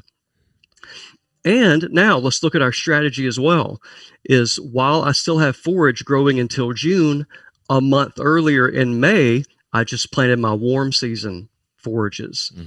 They've got a month before they get off the ground. So there it might be soybean, it might be deer vetch, Alice clover, etc. Now I've let them grow, and now they become attractive. Right when the berseem clover or red clover or arrowleaf clover is dying out, bam. Now I've got a new source of forage there. So that's the way to keep it year round. The perennial as well, we've got to think about this. May not be a big issue in your neck of the woods and ours. It still requires attention. Even though it's a perennial plant, still requires attention every single year. I think more you're going to have to kill some weeds. Yeah, they're You're going to have to examine some fertilization and things like that. Yep. When you hear these success stories of I planted such and such white clover and I had it for 7, 8, 9, 10 years, they didn't just walk away from it. No, they managed spraying it every year. They managed it every year. Exactly. Yep. I'm really curious, Bronson. So, like, I think what Jeff would say to that, because was our opinion as well. It's like, man, you got to have something year round, and very well still may be the case. We're trying to figure it out for ourselves here. But I think Jeff's comment on that was, well, I have done that. And what he's seen is that it seems to move the deer around your property depending on what food source is most attractive at that time. And so there are certain times of the years where he's got certain stand locations or that are just not good. They're not good for anything. There's certain bedding areas that aren't getting used at all because he's moving deer all around his property throughout the year. Whereas if he's planning a more consistent, type of a food plot ecosystem at each location, he says all of these bedding areas and all of these stand locations and all of these water holes and scrapes that he's putting in play are just as good the entire hunting season. So from a hunting perspective and from a herd perspective, his approach in planting a more consistent food plot, product is to limit herd stress by keeping deer in spaced out areas, specifically doe groups. So they're not going to one and destroying it and then going to the next one when it comes into maturity and destroying it. I don't know. Yeah. Well, I think that depends on property size, and I think that depends on the arrangement or the spatial distribution of where you're putting a warm season versus a cool season. For sure. There's no reason at all that you could not have all three of those at the exact same plot. Let's just say I've got 3 acres. I've got 1 acre that's allocated to cool season, 1 acre that's perennial, 1 acre that's warm season. So I think I could work around that. I would also implementing where you are growing your cover. I think you can accomplish those same things different seasonally. Types of cover. You almost have to recreate that entire situation at each one of these. Like you have Treat to it have as thermal its own cover area. associated with warm and late season, versus. Yeah, I mean, because like I know when I came out of and I know Bronson, you do some private consulting and stuff as well. Still, when I came out of that would always be kind of the big question is like, well, what do I plant? And I'm looking at it. I've always looked at it, and I'm not saying that's the right way, as if I want to grow the best quality deer herd, not just bucks, but deer herd possible, I need to appease all of the nutritional gaps throughout the year. Versus I just want to have the best chance of killing a big buck. And a lot of times I know those are loaded questions and they go hand in hand. But it is kind of like, what do you want? And I think that, again, every situation is different. If you've got miles of agricultural crops around you, why plant a warm season annual when you don't need to? For sure. It's not needed. But I think in most property situations, whether you're talking about the pines in Mississippi or you're talking about the mountains here in Pennsylvania, like I don't have those. So I'm okay if those deer can go and support themselves elsewhere, but there's a pit in my stomach that's saying I'm not providing the maximum nutrition for them during the doe's gestation period, during the buck antler growth season, during the fawning season, to then make sure that those deer are in the best health possible when I can hunt them. It's definitely a balance. And it sounds like Bronson is even in agreement that if provided the acreage and proximity to other habitat needs, you would be also on board with planting a diversity in a single location so that they continue to use it as opposed to having to go to a different part of the property. Yeah, absolutely. So one of the benefits as well of habitat management and the number of years since you have disturbed the soil is that your initial disturbance is going to create food. And every year you get down the road removed from that disturbance, now you are also creating cover. You are simultaneously providing a buffet, a diversity of food that deer wants. Then you're also providing cover. And something we did recently, I don't know if y'all saw it, the graduate student was Jacob Dykes, and we looked at, what is the ideal food plot? That then culminated too with, we did something recently on Facebook called the Final Forage, where we were kind of playing on the Final Four basketball. Nice play. I like it. And really, take home message is that individual deer, and depending on the time of the year, they select all sorts of different forages. There is no just, this is the silver bullet, it is this particular plant. Individual deer will select a whole bunch of different plants, so provide variety. The biggest mistake I see, let's talk about nutrition. And so when I go to places like in my home here in the Delta, so it's an ag-dominated environment, there's more food than the deer can eat. Literally, more food than the deer can eat. And then it gets to be hunting season, and we're not seeing any bucks. We're not seeing any deer. Where do they all go? You don't have any cover.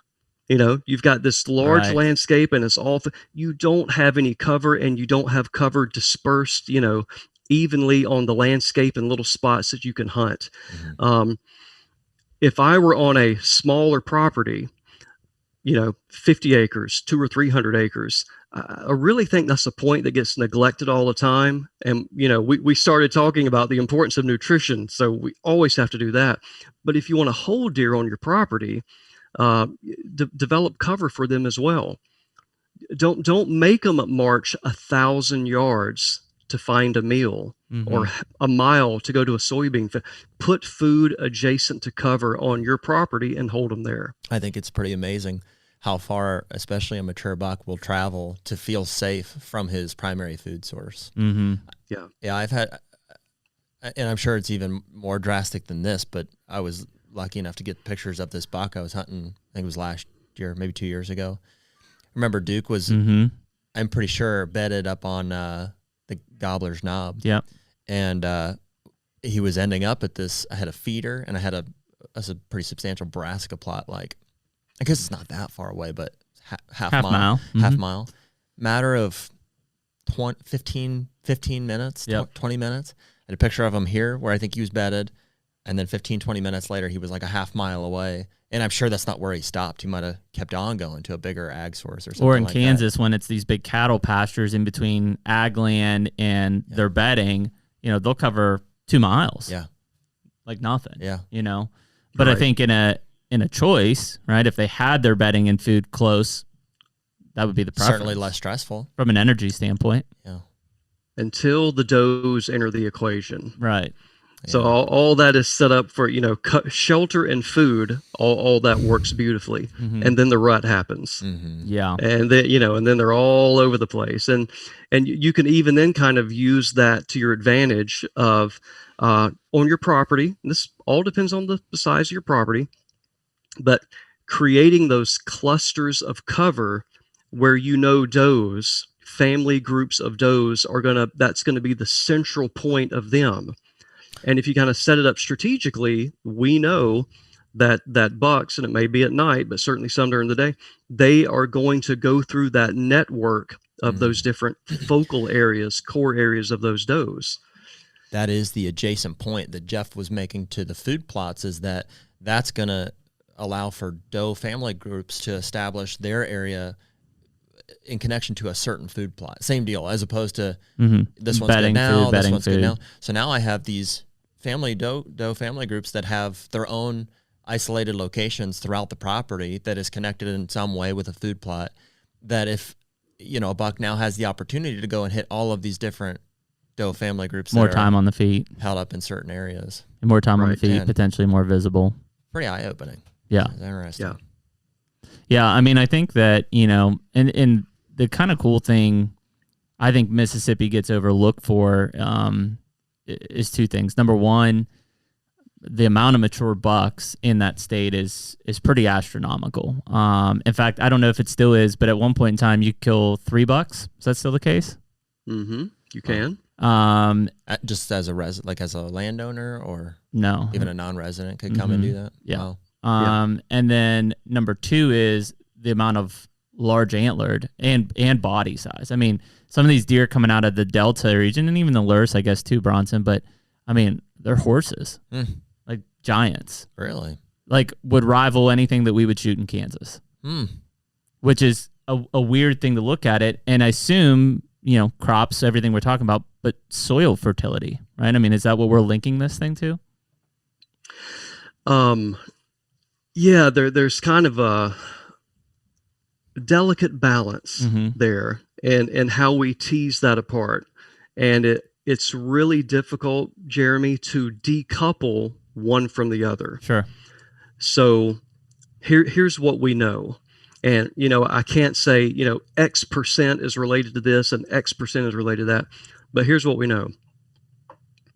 Places where you have really good soil quality, and that can be defined a lot of different ways, but generally places that have really, really good soil, especially glaciated soil like in your neck of the woods and alluvial soils down here, that is where you have your cropland.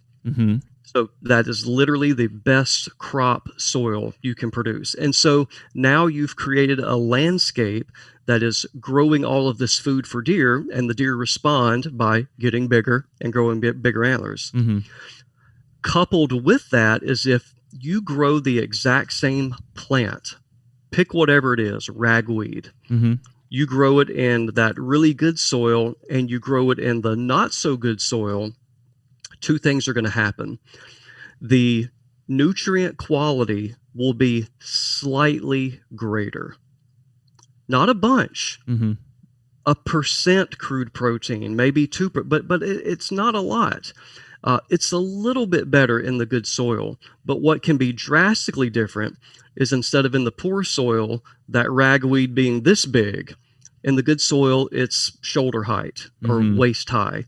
And so now with that good soil is providing a lot of biomass. So the talk about return on investment, the same amount of management investment for the habitat will yield 2, 3, 4 times the amount of deer biomass, foraged biomass in that good soil.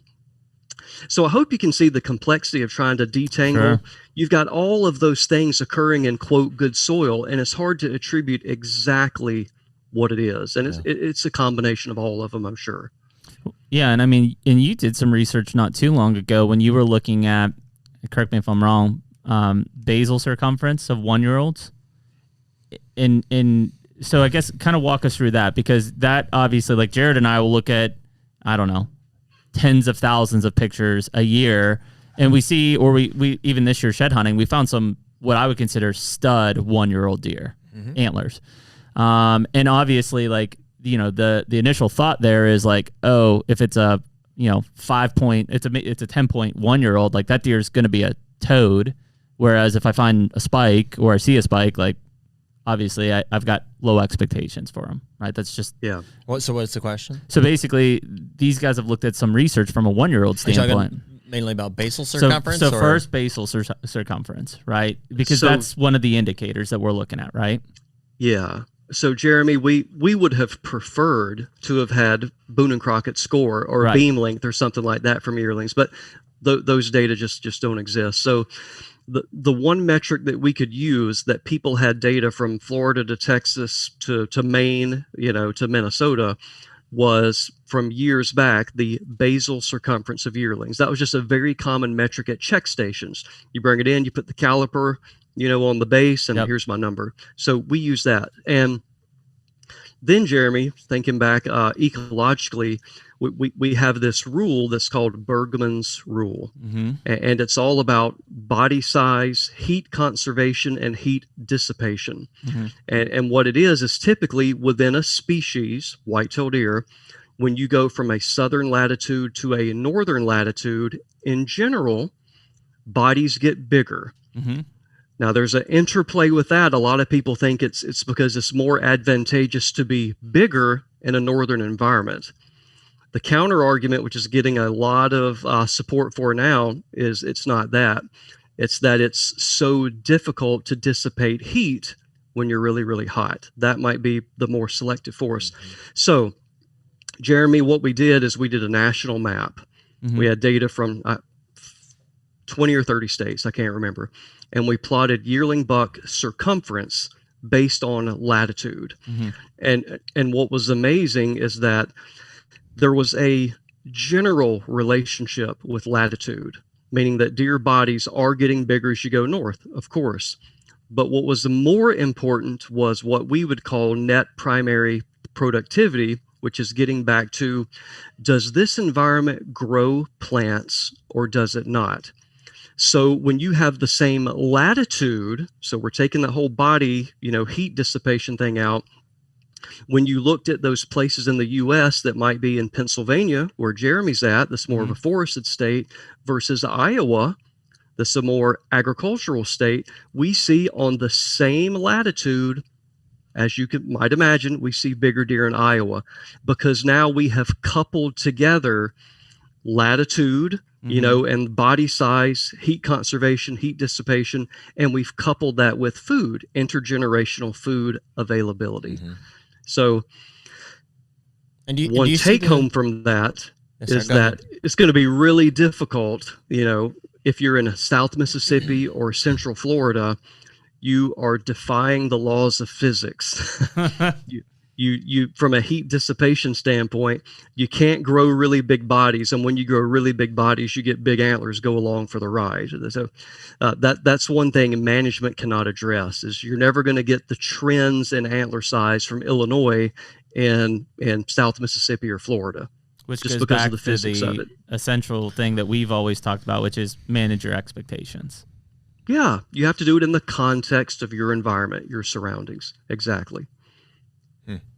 And did you find that the basal circumference was influenced more by one or the other, the latitude versus the longitude, which sounds like is more of like the soil quality food versus temperature?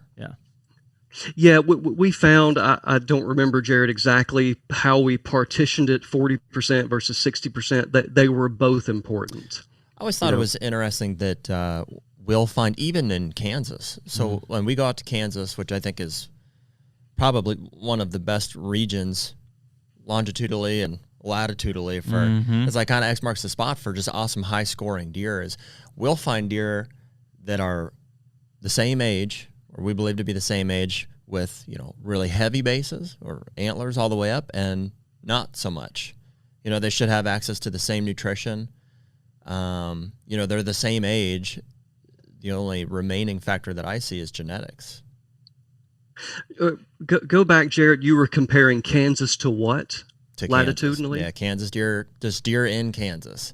So on the same lease, we might find a deer that is 4 years old that has a 5.5 inch base, and on the same farm we might find a deer that is, what did I say, 5.5? 4-year-old. 4-year-old has a, you know, 4.25 inch base. You know, and is genetics the reason for that? I think individual genetics could be a part of that. And Jared, not to get too sciencey here, but the only way we could really examine that is give me 500 deer, 500 yearlings, 500 2-year-olds, et cetera, and let's look at the distribution and the individual variation. Because you're always going to have outliers, right? You're always going to have a buck, the 5-year-old buck, it's got an 8-inch giant, you know, massive, can, and then you've got the average, which is probably 4 to 5 inch base. Got to use the rush. I got to use the rush really quickly. But I really want to pick your brain on, and I don't know if this is something you've studied a lot or not, but I am very curious, just literally genetics to antlers and like perceived normalities. Like, and if what people are doing is a correct assumption. Because I know a lot of people are like, well, if I shoot enough 8 points. Let's go down that rabbit hole. The 10 points are going to be left. Yeah, I'm curious on that. Go take a pee. You got a pee, Bronson? I could, given the opportunity. Yeah. Let's take a break. Let's pause for a pee break, and then we'll come back. Cool. All right. Go ahead. Loaded question. So I'm curious, you know, what research has been done that proves or disproves that. Like, if there's a lot of guys out there that are trying to, I know several of them. It's the calling effect. Yeah, that are trying to call out, you know, less points out of their deer herd, or, you know, just ultimately they're trying to manage their herd so that the, you know, they want higher scoring deer is what they're doing. So just okay, let's go down that path. Let's dig in. We're chasing. Okay. Is genetics important? Absolutely. On an individual scale, genetics is responsible for how every one of us look, is based on our genome, our genetics. Can you do anything about it from a management perspective for a free-ranging deer herd? You cannot do one thing about it. There's several reasons. Jeremy, a moment ago, mentioned immigration and emigration, in and out. So you have deer coming in and out. You also have, what's the other half of the genetic code that all of you got? You got genes from your father. Who else? From my mom. You got genes from your mom. Can you look at a doe and say, her male offspring, her son is going to have big antlers or small antlers? Not even close. Not that I know. So is there a way? Yeah. No, there is not. I'd be curious to jump in and see if you had any thoughts on CRISPR and being able to actually, if we could do it with humans eventually, how that translates into a genome alteration and managing deer. No experience with it whatsoever, but I have no doubt at all that in the future that will come into play. And it'll probably be at the deer breeding industry level, but probably so, yeah. And to your knowledge, there is no like piece of genetic code in the females that you could look at to say that this is an indicator of, if paired with this, you know, whatever from the male, will lead to a...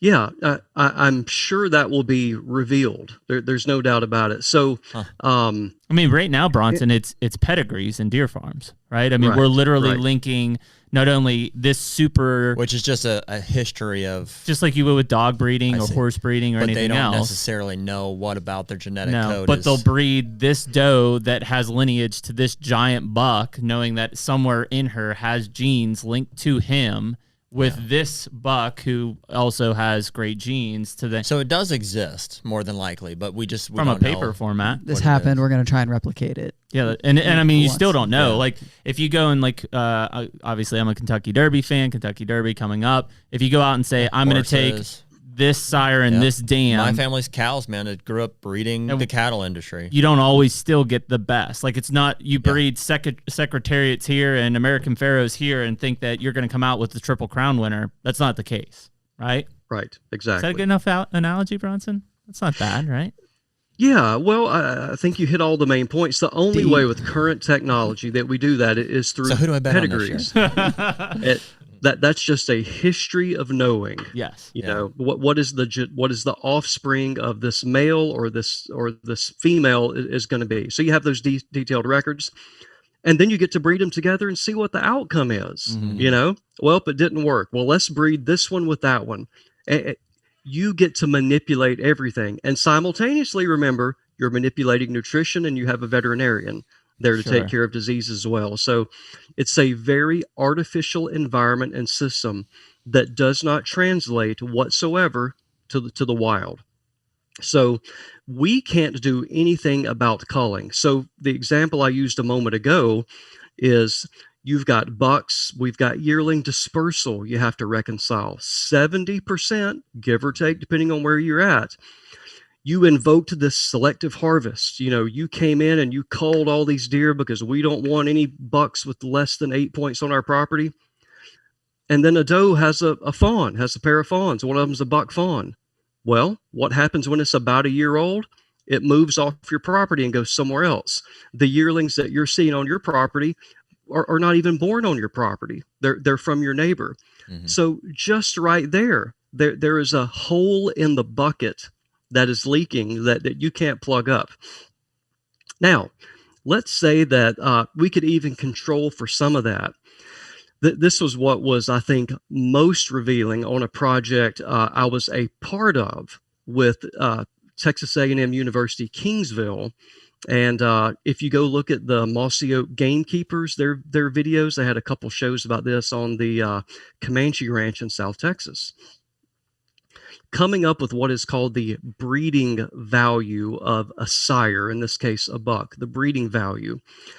Some of these bucks that were categorized as trophy, because we were catching these bucks over and over by a helicopter net gun, catching them over and over, we're able, taking a genetic sample, able to figure out, not me, but smart genetics people, able to figure out who is the offspring of what buck. So you accumulate enough records like, well, that's buck 4234. And now after 10 years, you also captured all these other bucks to go, oh yeah, well, that's the son of this particular buck. Very little, if any, relationship with the father's antler size and his son's antler size. Conversely, there were some bucks that were captured that you would not look at twice. I'm talking 120 inches at maturity. And they had some stud offspring that, you know, they had sons that grew to be 150s and 160s. So that interplay, that diversity, the environmental influences, etc., there's just no practical way you can do it. You can think it, and this is most often what we hear. Well, every year we kill every buck we see that has less than 8 points, and we see that over time we have fewer and fewer bucks on the landscape with less than 8 points. That's not a genetic response. You've systematically killed every buck on the property with less than 8 points. Yeah. Well, what's left over? What's wrong with that though? There's nothing right with it, and there's nothing wrong with it. But if you are doing that with the notion that you are affecting population level genetics, you're fooling yourself. Sure. Has nothing to do. Now, if you want to do it, which is something we advocate a lot, people often get confused. Steve and I often recommend there are bucks on the landscape that are 2 years old or 3 years old that have below average antler characteristics. And we'll say, harvest them, shoot them, because they're old enough that you can project and know with fairly a degree of certainty they're not going to grow into the buck that I'm managing for and spending all this time and effort on. Go ahead and harvest that buck at 3 years of age to conserve food. A mature buck eats over a ton of forage every year. The quality forage is typically finite on a landscape. So manage your population through doe harvest. Also manage it through strategic buck harvest. So we will recommend shooting the exact same buck. Sorry, Jared, you got me going here. Keep going. We might recommend harvesting the exact same buck, but for a different purpose. Yes. Harvest that below average 3-year-old, not because you're doing anything to genetics, but because he's not going to grow into what I want, and I'm going to conserve food. So go ahead, sorry. You know it's there, and like you said, it's not for the sake that one that you will harvest that year might not have a monster or be able to breed one. It's just to say we do for sure have these buck. We know that these have good genetics. We're going to hunt them. We're going to let them keep growing, and then we'll just knock off this in the meantime to manage food all, on the all ground. of your food. Yeah. Well, and it sounds makes sense. Yeah, it sounds like you're saying that you can achieve that outcome of, higher scoring deer, let's just say. You can achieve that outcome of higher scoring deer by shooting lower scoring deer, but it's not because of genetics. It's because you're fairly certain that deer is not ever going to turn into what you think it is because of its genetics. And also it's consuming food and habitat in the meantime that there's no need for. Yeah. I mean, the amount of cover space food is limited. There's a set amount of it. We want to allocate the highest quality food to the bucks that have the highest probability of growing into what we want. So, Corey, it's not going to be like it's this instantaneous where we shot these bucks and now we're going to have bigger bucks. It is literally sorting out. This group of bucks shows promise to grow into what we want. This group of bucks is probably not. Let's refocus. Let's allocate our resources to the bucks that show the most promise. I think the coolest thing in that is the fact that because we don't know about how genetics will play out, that even if you don't shoot that buck that year, there's still a chance that he could breed. Yeah, because he may not necessarily be genetically inferior to the other deer. It's just what he's expressing, right, Bronson? And just the individual level. Yeah, at an individual level. But he could still breed a toad next year. Or he could even explode next year because maybe he was sick or maybe there's environmental factors, or we haven't even talked about, birth date from a buck fawn, a buck fawn being born in May or June versus a buck fawn that's being born in August and September. There's a major lag there in terms of, we're talking years, right, Bronson, for that buck to catch up, even though it was months apart when it was born. Right. Just to speak to that spike issue, Harry Jacobson was kind of one of the founding fathers in that research. And the Mississippi State Deer Facility at that time, he was from Michigan. It is his natal range. And so he had a lot of bucks and deer that were from Michigan, and he had some in the pens that were from native from around Mississippi. And he started really examining the birth date effect. And so most of our birth dates in Mississippi, depending on where you're at, it may be September, August or September. He had some of those northern bucks, that they were dropping fawns in May, in June. And when he parsed that up and looked at in like 2-week intervals, there was this decline in the percent of bucks that had forked antlers, or increase in those that had spike antlers, simply based on when they were born. The bucks that are born later simply do not have enough time to grow a forked set of antlers in the number of months that they have. Doesn't mean they're not genetically programmed to. They just didn't have the time.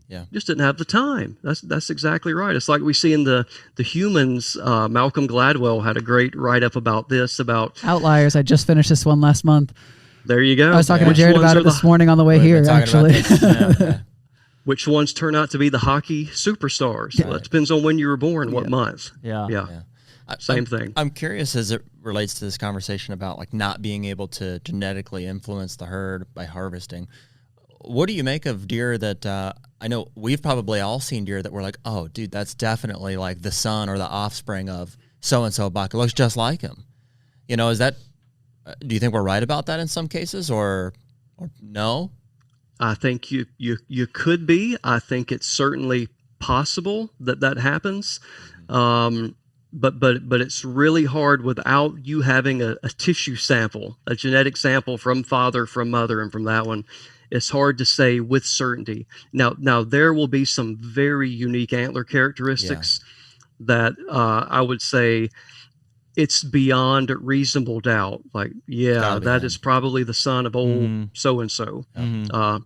But I hear this a lot too. Of like, that 8-pointer looks exactly like that other 8-pointer. We've done that. I can't tell what. It's got. If we get another fuzzy wuzzy around, there might be something to say. But. Well, and I think kind of on this whole population genetics thing, and I don't know, let's throw a curveball at this. There's a root fundamental issue in antler point restrictions. Yeah. In the fact that from a state level basis, if I'm able to kill any buck with 3 or more points on a side, regardless of age, right? And in Mississippi, at one point in time, I think the research that I'm going to refer to here, Bronson, was 4 points total or more. 4 points or better. Yep. There is, just like in a timber stand, if you go in and you cut out all the oak trees, you've high graded that timber stand. If you've gone in and you've killed every buck with 3 or more points, regardless of age, or 4 points or better, you high grade that population. And again, it's what we're figuring out here is it's not necessarily because of genetics, but it's because we're literally going in and killing off all of these better genetic. And that's where people are looking at it and say, well, clearly I can affect genetic populations, because if I go in and I kill every buck that's 4 points or better, and what's left over time is shittier deer, lower scoring Boone and Crockett deer, then clearly I've affected genetic populations, but it's really through harvest, not because you've actually changed the genetics. Yeah. The way we, every age class, as it moves through time, Jeremy, we call that a cohort. This cohort, born in 2020, that age group moves through time. That is the 2020 cohort, and we follow it. The way we say it is selective harvest can sculpt the cohort, meaning the distribution of antler sizes. So we can be very targeted about removing the very best of that cohort and make the average antler size lower, or like we were talking about a moment ago, we can select the worst of that cohort, and now the average is greater as it moves through time. And that is precisely what antler restrictions, good and bad, and there's some good to it. It all depends on what you want, but that is essentially what you're doing there. The birth of those things was, what's most important? What is most limiting at the time? When you go back to the 90s, it was just, can we get for crying out loud, can we see a 3.5-year-old buck? Age was most limited. We were still talking about that in Pennsylvania 10 years ago. Really? Is it? Yeah. You mean like there was demographics of hunters that were complaining about not seeing an age class? An older buck, a bigger buck. Not seeing older bucks. That surprises me. I would have thought it's for sure tied to antler size, where they would say, which I know goes hand in hand. But I would think they would be saying the deer don't have big antlers. None of these deer have big antlers, not knowing that they were what age class they were. Well, the hunters, Jared, were probably saying that. And then a natural resource organization or a state wildlife agency is going, well, that's because they're not old enough. And so what can we do at a big scale to affect that?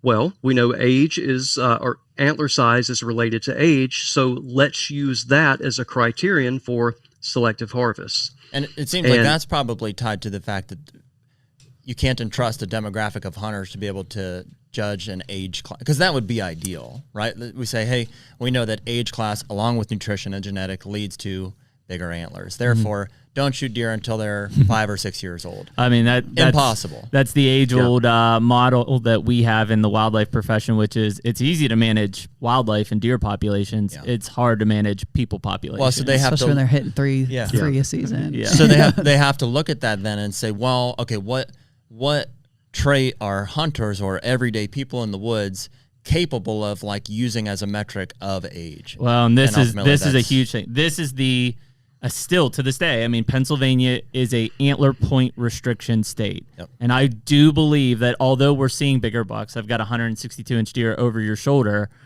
I do think it is negatively affecting the quality of our deer, our bucks, long term. Well, dude, my uncle from Meadville, he has said that since the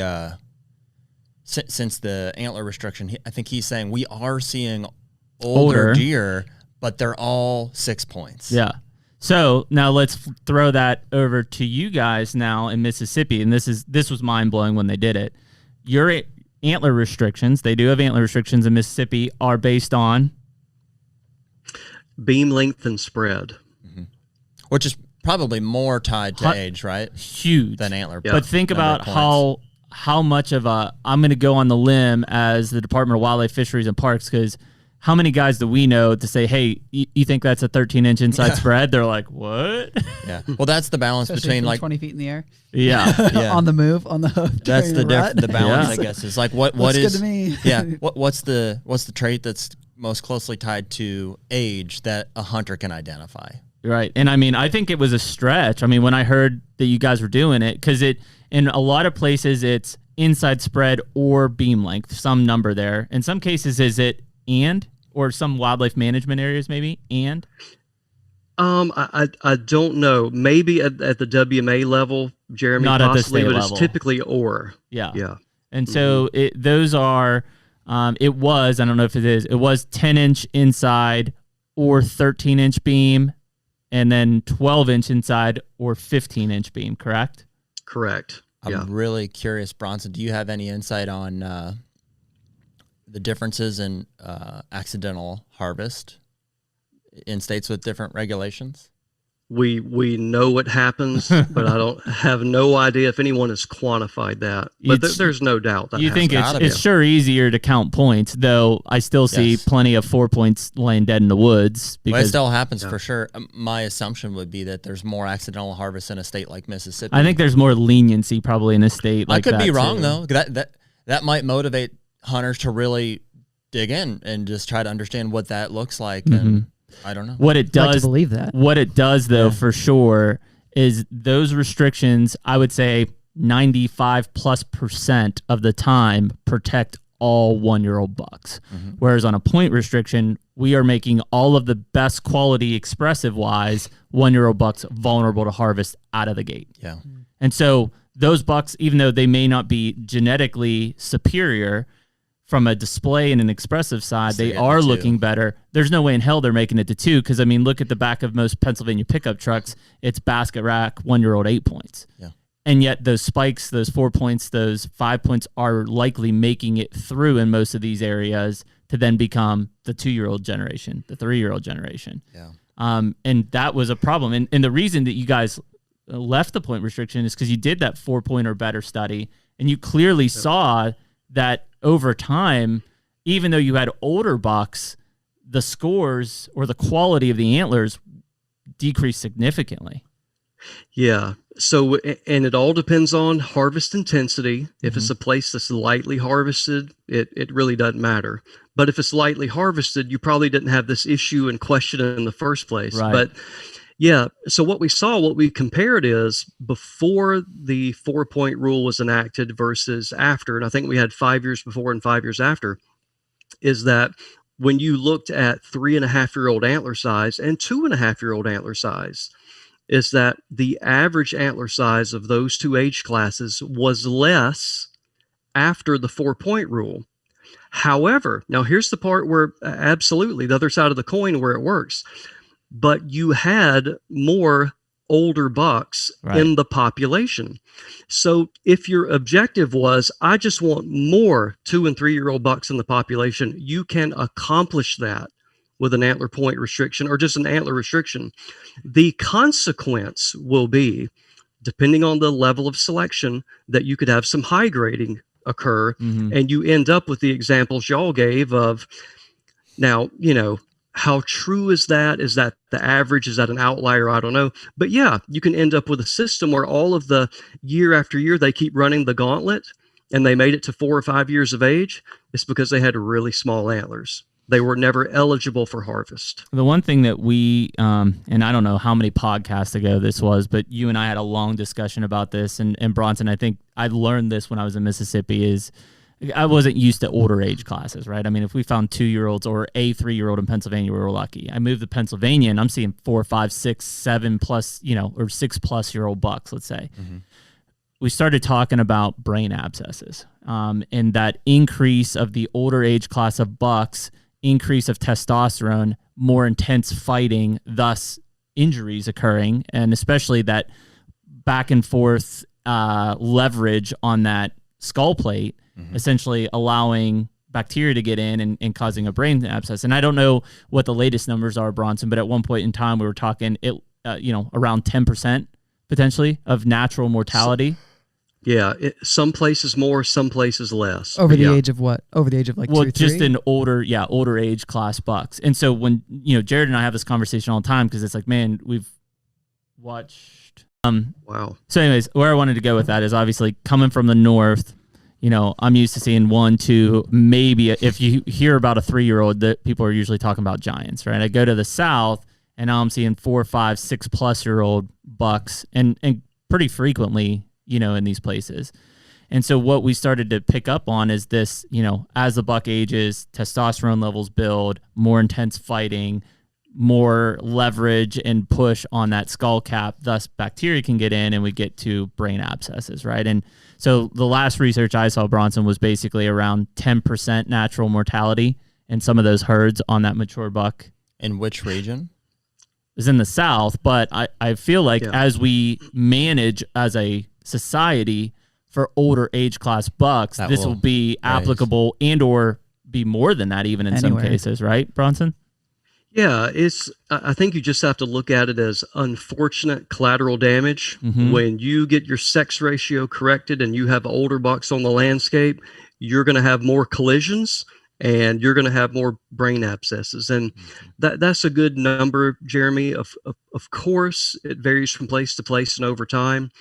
5 to 10% is probably a good number. And in fact, a lot of the during deer season, when I'm talking to my colleagues at NBWF&P, a lot of the phone calls of, man, I saw this deer just acting really kooky. He wasn't scared and he blah, blah, blah, blah.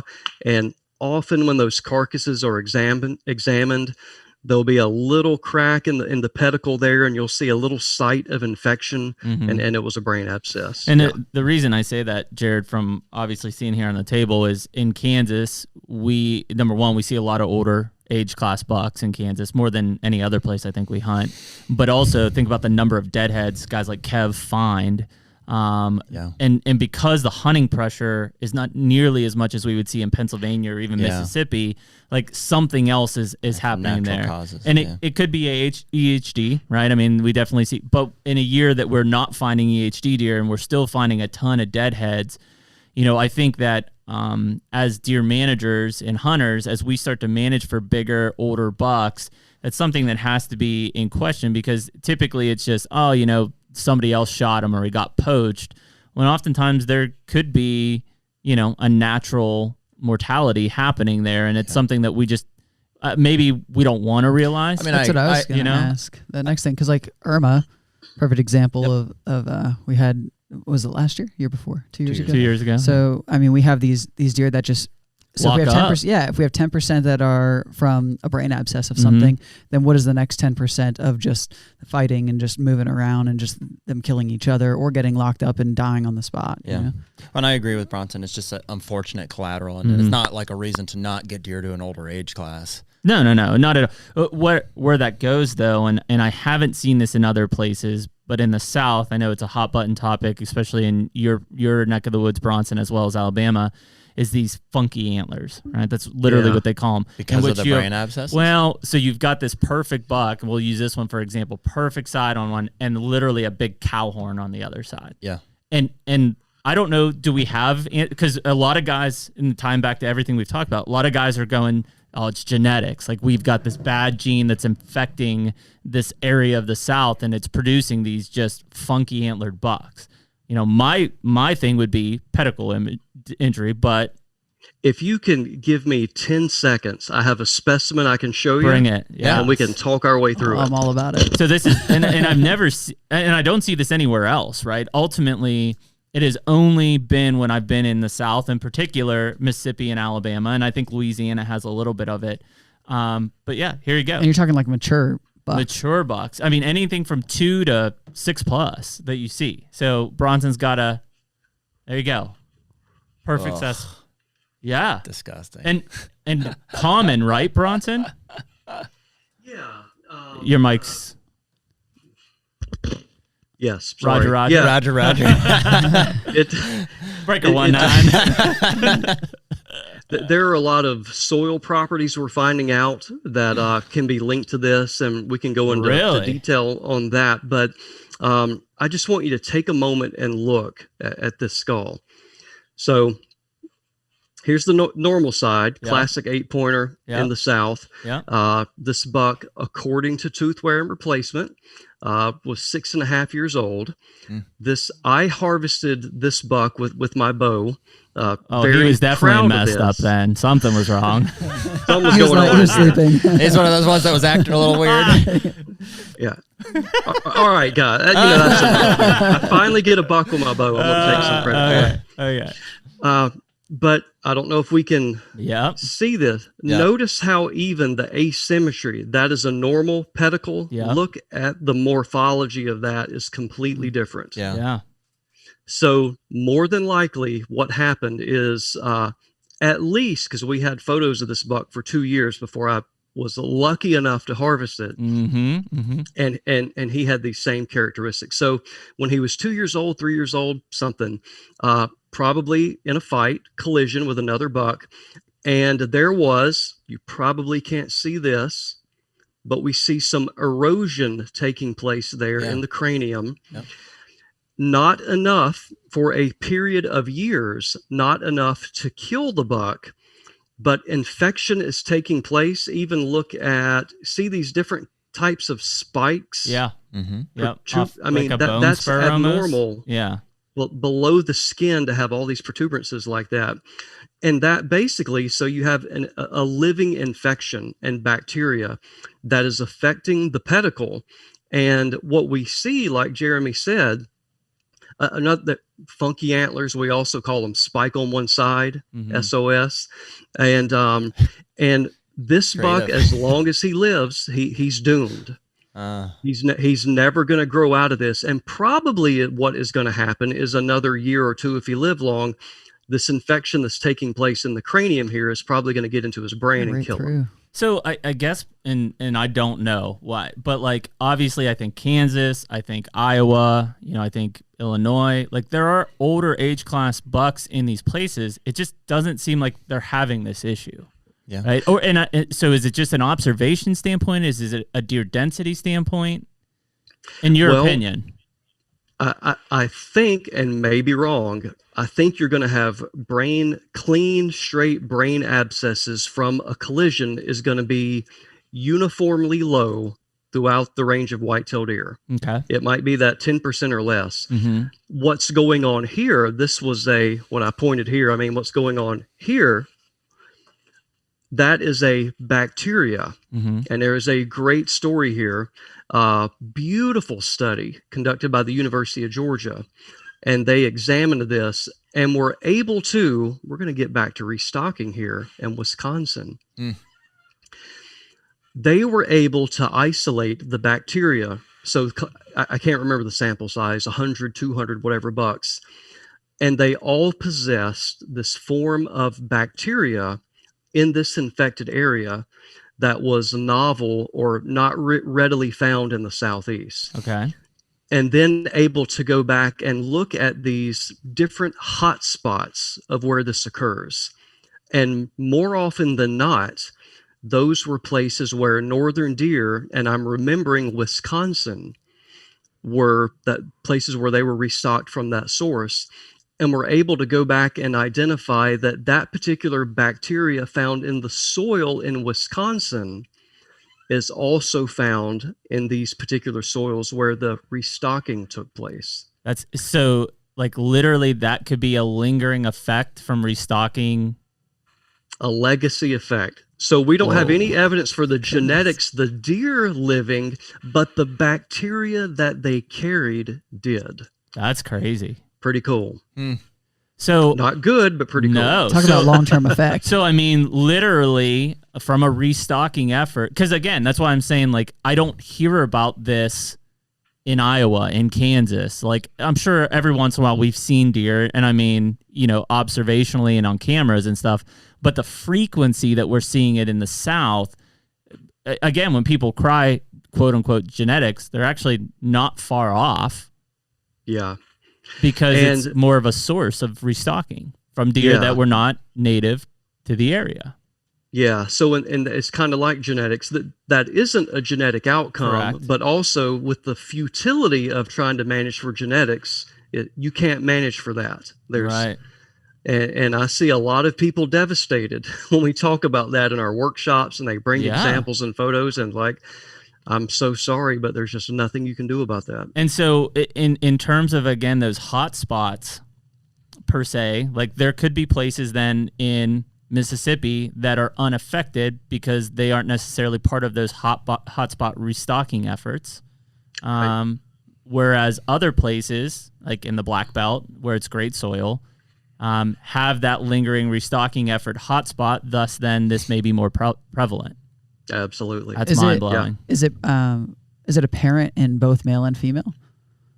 Like, is it because the carrier of how it would be passed around through on a bacterial level? Yeah, like one that carries higher, like transmits at a higher rate, because if where it's getting into that brain stem or where it's getting into that part of the skull. Mm-hmm.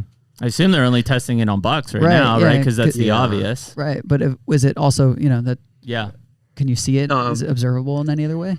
Well, we don't see a way that it's manifested in a doe. You know, that there may be something going on where it could influence them if they had a similar injury, but we don't really have a mechanism to measure that. Yeah.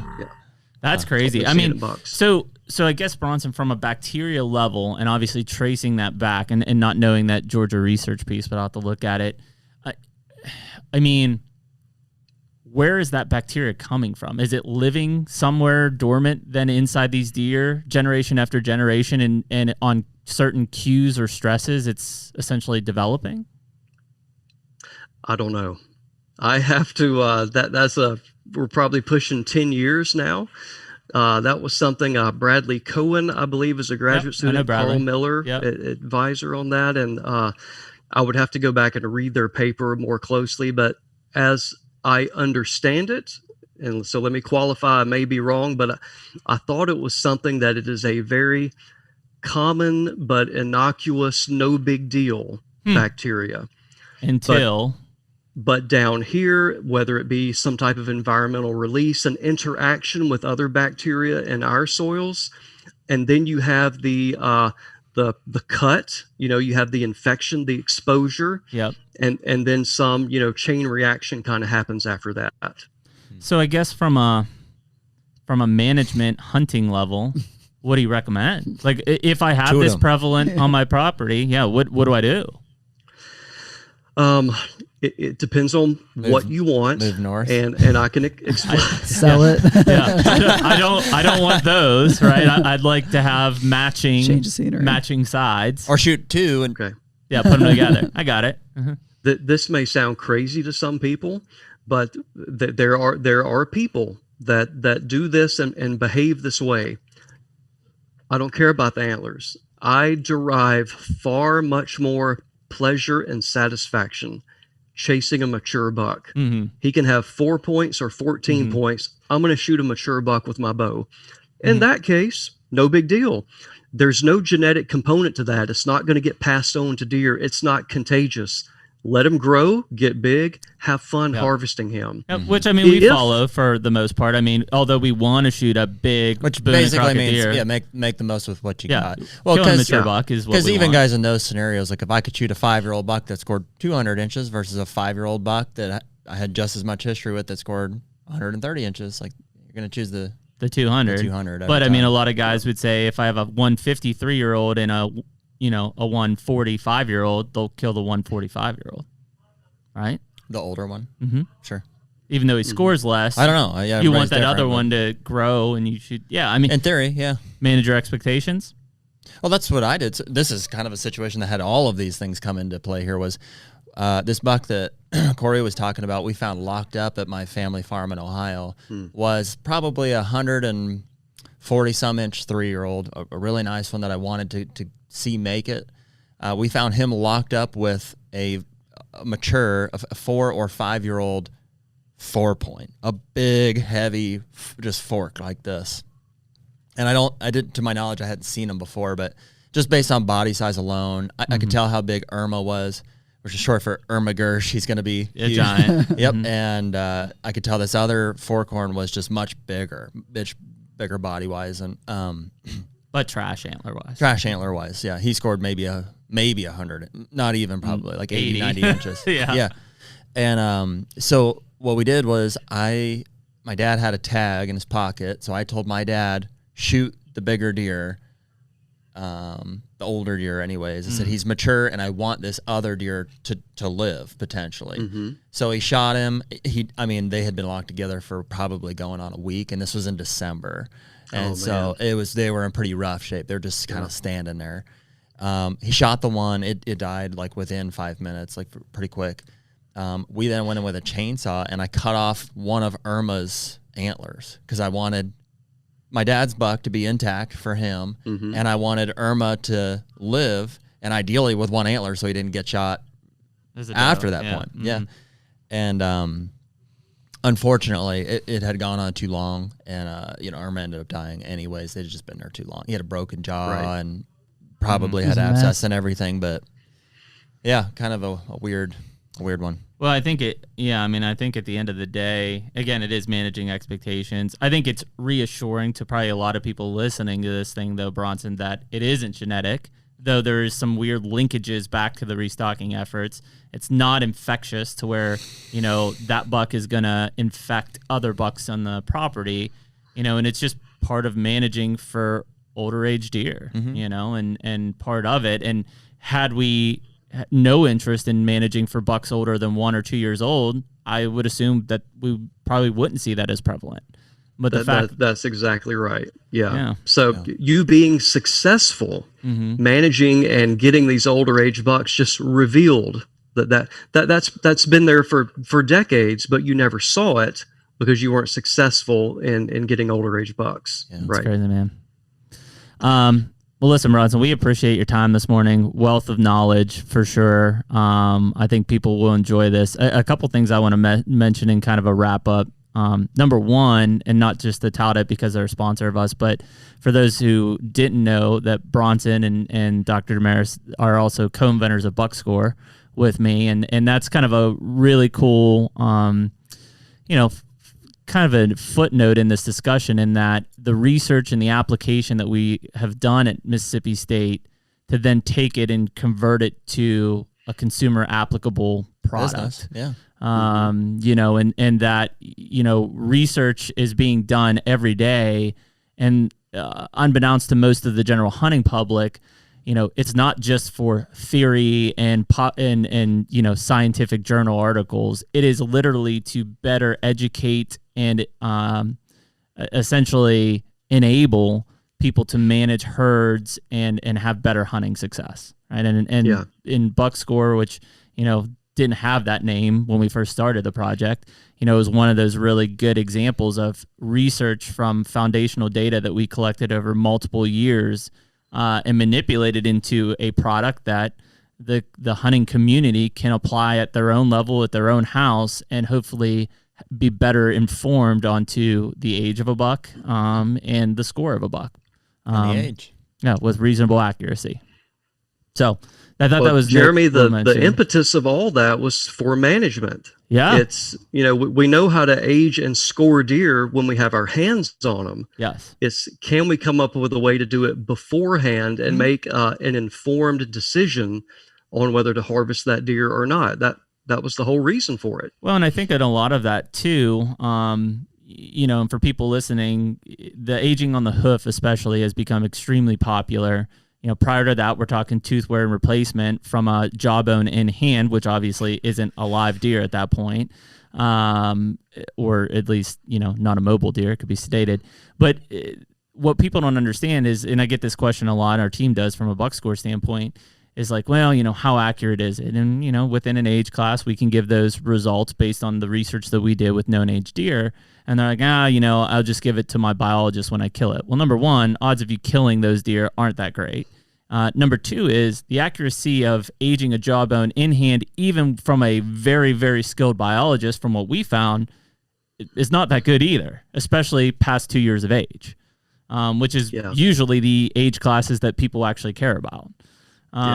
So it is one of those things that I wanted to kind of lay out there from a standpoint of, there is this bridge of disconnection between research in the hunting community that inevitably exists, but there are things happening in the hunting community, in the hunting industry that are coming from discoveries and research that maybe the hunting community doesn't understand, but it is happening, right? It is the root of a lot of things that are being put out there. I think one thing that I've kind of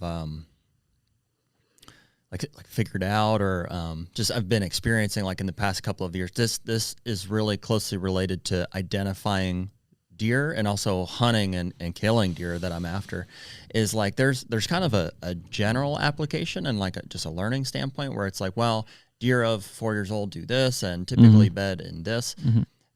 But when you get specific, like on whether specific animals or a specific piece of property, and from a hunting application, it's like literally this buck is bedding on that hillside, getting up, eating, this variety of food source. Here's where I'm going to hunt him, as opposed to the thesis or the theory of how you're going to go about hunting a deer like that, and also in identifying them, like all the way down to the age, the antler, as opposed to saying, generally deer do this. If you have the opportunity to build history with deer, find shed antlers, monitor them with trail cameras, and then specifically say, okay, this deer is doing this, he is this age, like I can identify them this way, you can become just much more accurate, a better identifier of deer and also of harvesting deer. I think too is the least experienced at this table. Like one of the most challenging things is to read something like your thesis or the depth of what we're discussing.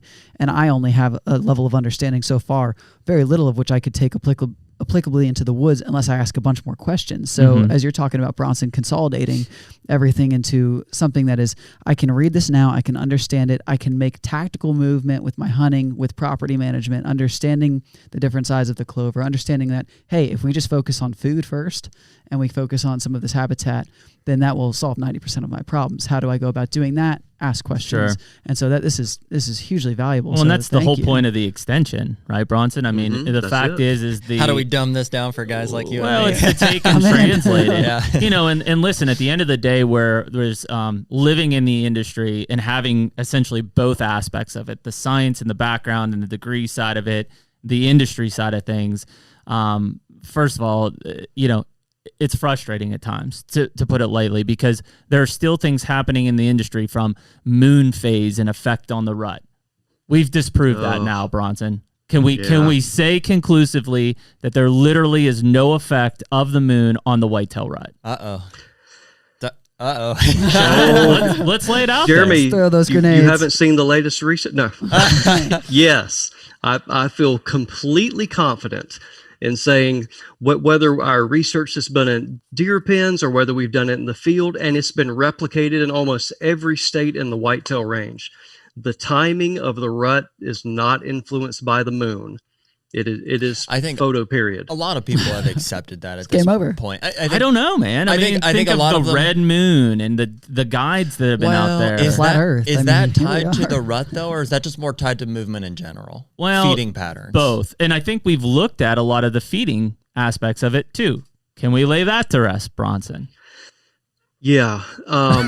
You would have to go to our Facebook page, but it was during deer season. I analyzed some data and I put 2 charts up, and it got a tremendous amount of feedback. And we ended up with 2 camps of people, like we generally do. I should probably say 3 camps. There were some that said, yeah, I understand that. There were some that were like, I've always heard this. You have provided evidence here contrary to what I've always heard. Now I believe the data. Then you had the other group of people that said, I don't believe it. I know what I saw. Essentially, I know what I believe, and I'm sticking to it. At that point, Guess which one I'd be in. I'm not here to try to twist your arm. I'm just here to, here's the evidence. But we process provided it for yourself. What is the evidence? Just in short term, yeah. We'll put a link. Can we put a link in the description to that Facebook post too? For sure. But just kind of give us a ballpark summary, I guess. You bet. What I thought was it should graphically, there were very, very little work, maybe a little write-up, but the graph should tell you everything. And it was basically over time, over 4 months, we had daily movement rates. These are from GPS collared bucks, 50 bucks. We had movement rate and watching how there's some day to day, a little bit more, but it's just moving along. And then it shoots up, peak of the rut goes back down, post rut, and it's over. And is that based primarily on like distance traveled? Yes, okay. Yes. Total distance traveled during the day. So that was graph, which is what we care about as hunters, right? A movement during the day. Want to see them moving. Is the deer moving? That's daylight. Yeah. Okay. That'll be chart number 2. I'll tell you that in just a sec. Right. So we had for that one, I believe it was daytime movement and nighttime movement, and those 2 lines, and then integrated in that chart was, here's the moon phase oscillating, full moon, new moon, full moon, and you can follow the curve of the moon phase going in and out. There's not one smidgen of correlation with these movement rates that are related to the dang moon. Then we went, so then everybody we just pissed a lot of people off. I'm just curious too, over what's the time frame of time of year? It was the entire Mississippi hunting season from October until the end of January. So it encompassed the pre-rut, rut, post-rut, every bit of it. Nothing. And then we started getting feedback, and it was like, yeah, but what about the time of day? You didn't do this. Yeah, but they're going to be moving more midday, blah, blah, blah, blah. So the next graph was me partitioning, early morning, midday, late afternoon, nighttime, that same deal. Doesn't change. I love Does not change. It's crystal clear that there is no relationship with that whatsoever. Interesting. Lunar lunatics. I believe that was the title of one of your papers. Have you, or has anybody experienced, like, because it's been my assumption, or like my perception anyways, that like if I'm hunting and there's a full moon, it's just been my experience, or it seems like I don't see deer on days that we're gonna have a full moon. I don't pay attention. It seems like I pay attention to the weather. Neither do I, from like, I'm gonna hunt this day or not. But I noticed that there's a full moon. Is it a full, or is it a waning crescent? It doesn't seem like it matters. It just means like the matter of the amount of light that is. Yeah, but then cloud cover comes in. Trees. In some cases, sure. Yeah. No. So Jared. Yeah.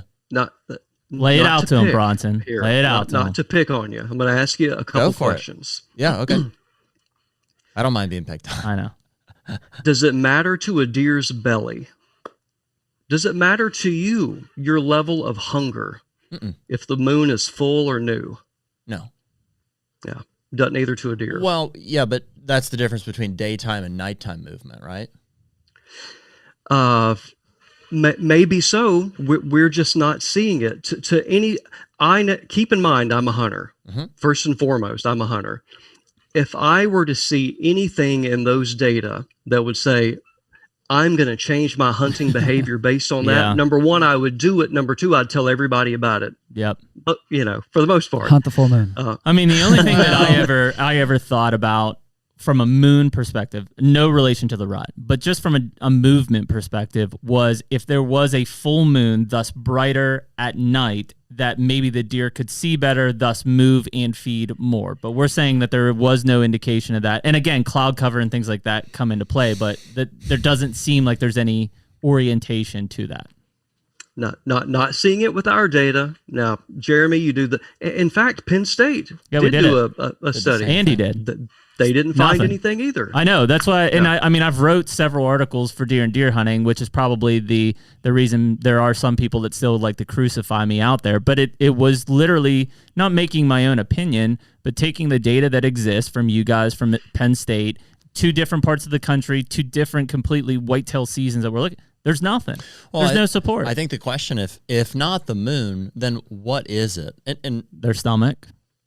Well, so like a situation that I think is obscure, rut aside, would be there are certain days where you'll just be driving the loop or whatever, and you'll see deer everywhere, 30, 50 deer at like 3 in the afternoon, and it's like, why? And there are some obvious ones like extreme, weather events or. Well, and we've looked at that, right? I mean, again, from a GPS, and you got to think, we're taking readings every 8 minutes on those GPS or less than that? 15. Every 15 minutes, we're taking a reading on that GPS color to say is that deer moving or not moving type of thing, right? Or where its location is. And so I know Dr. Stephen Webb and Dr. Andy Little now did a lot of research in Oklahoma around weather conditions. And I believe when I was talking to Andy and Stephen about it, humidity maybe was the only weather factor that they saw was consistent. That doesn't mean that there's ebbs and flows with fronts that don't happen. Yeah. But from a consistent weather factor basis, temperature, precipitation, etc., humidity was the only one that was significant. Is that right, Bronson? And there was one extreme when we looked at wind speed. Yes. But I mean, it was like on days that were consistently 30-mile-an-hour gusts, there was a little bit more deer movement. But Jared, one thing, like when you look at those lines, when I look at what we call it as biologists is effect size. What is the magnitude of the effect of you doing a treatment or doing something? Mm-hmm.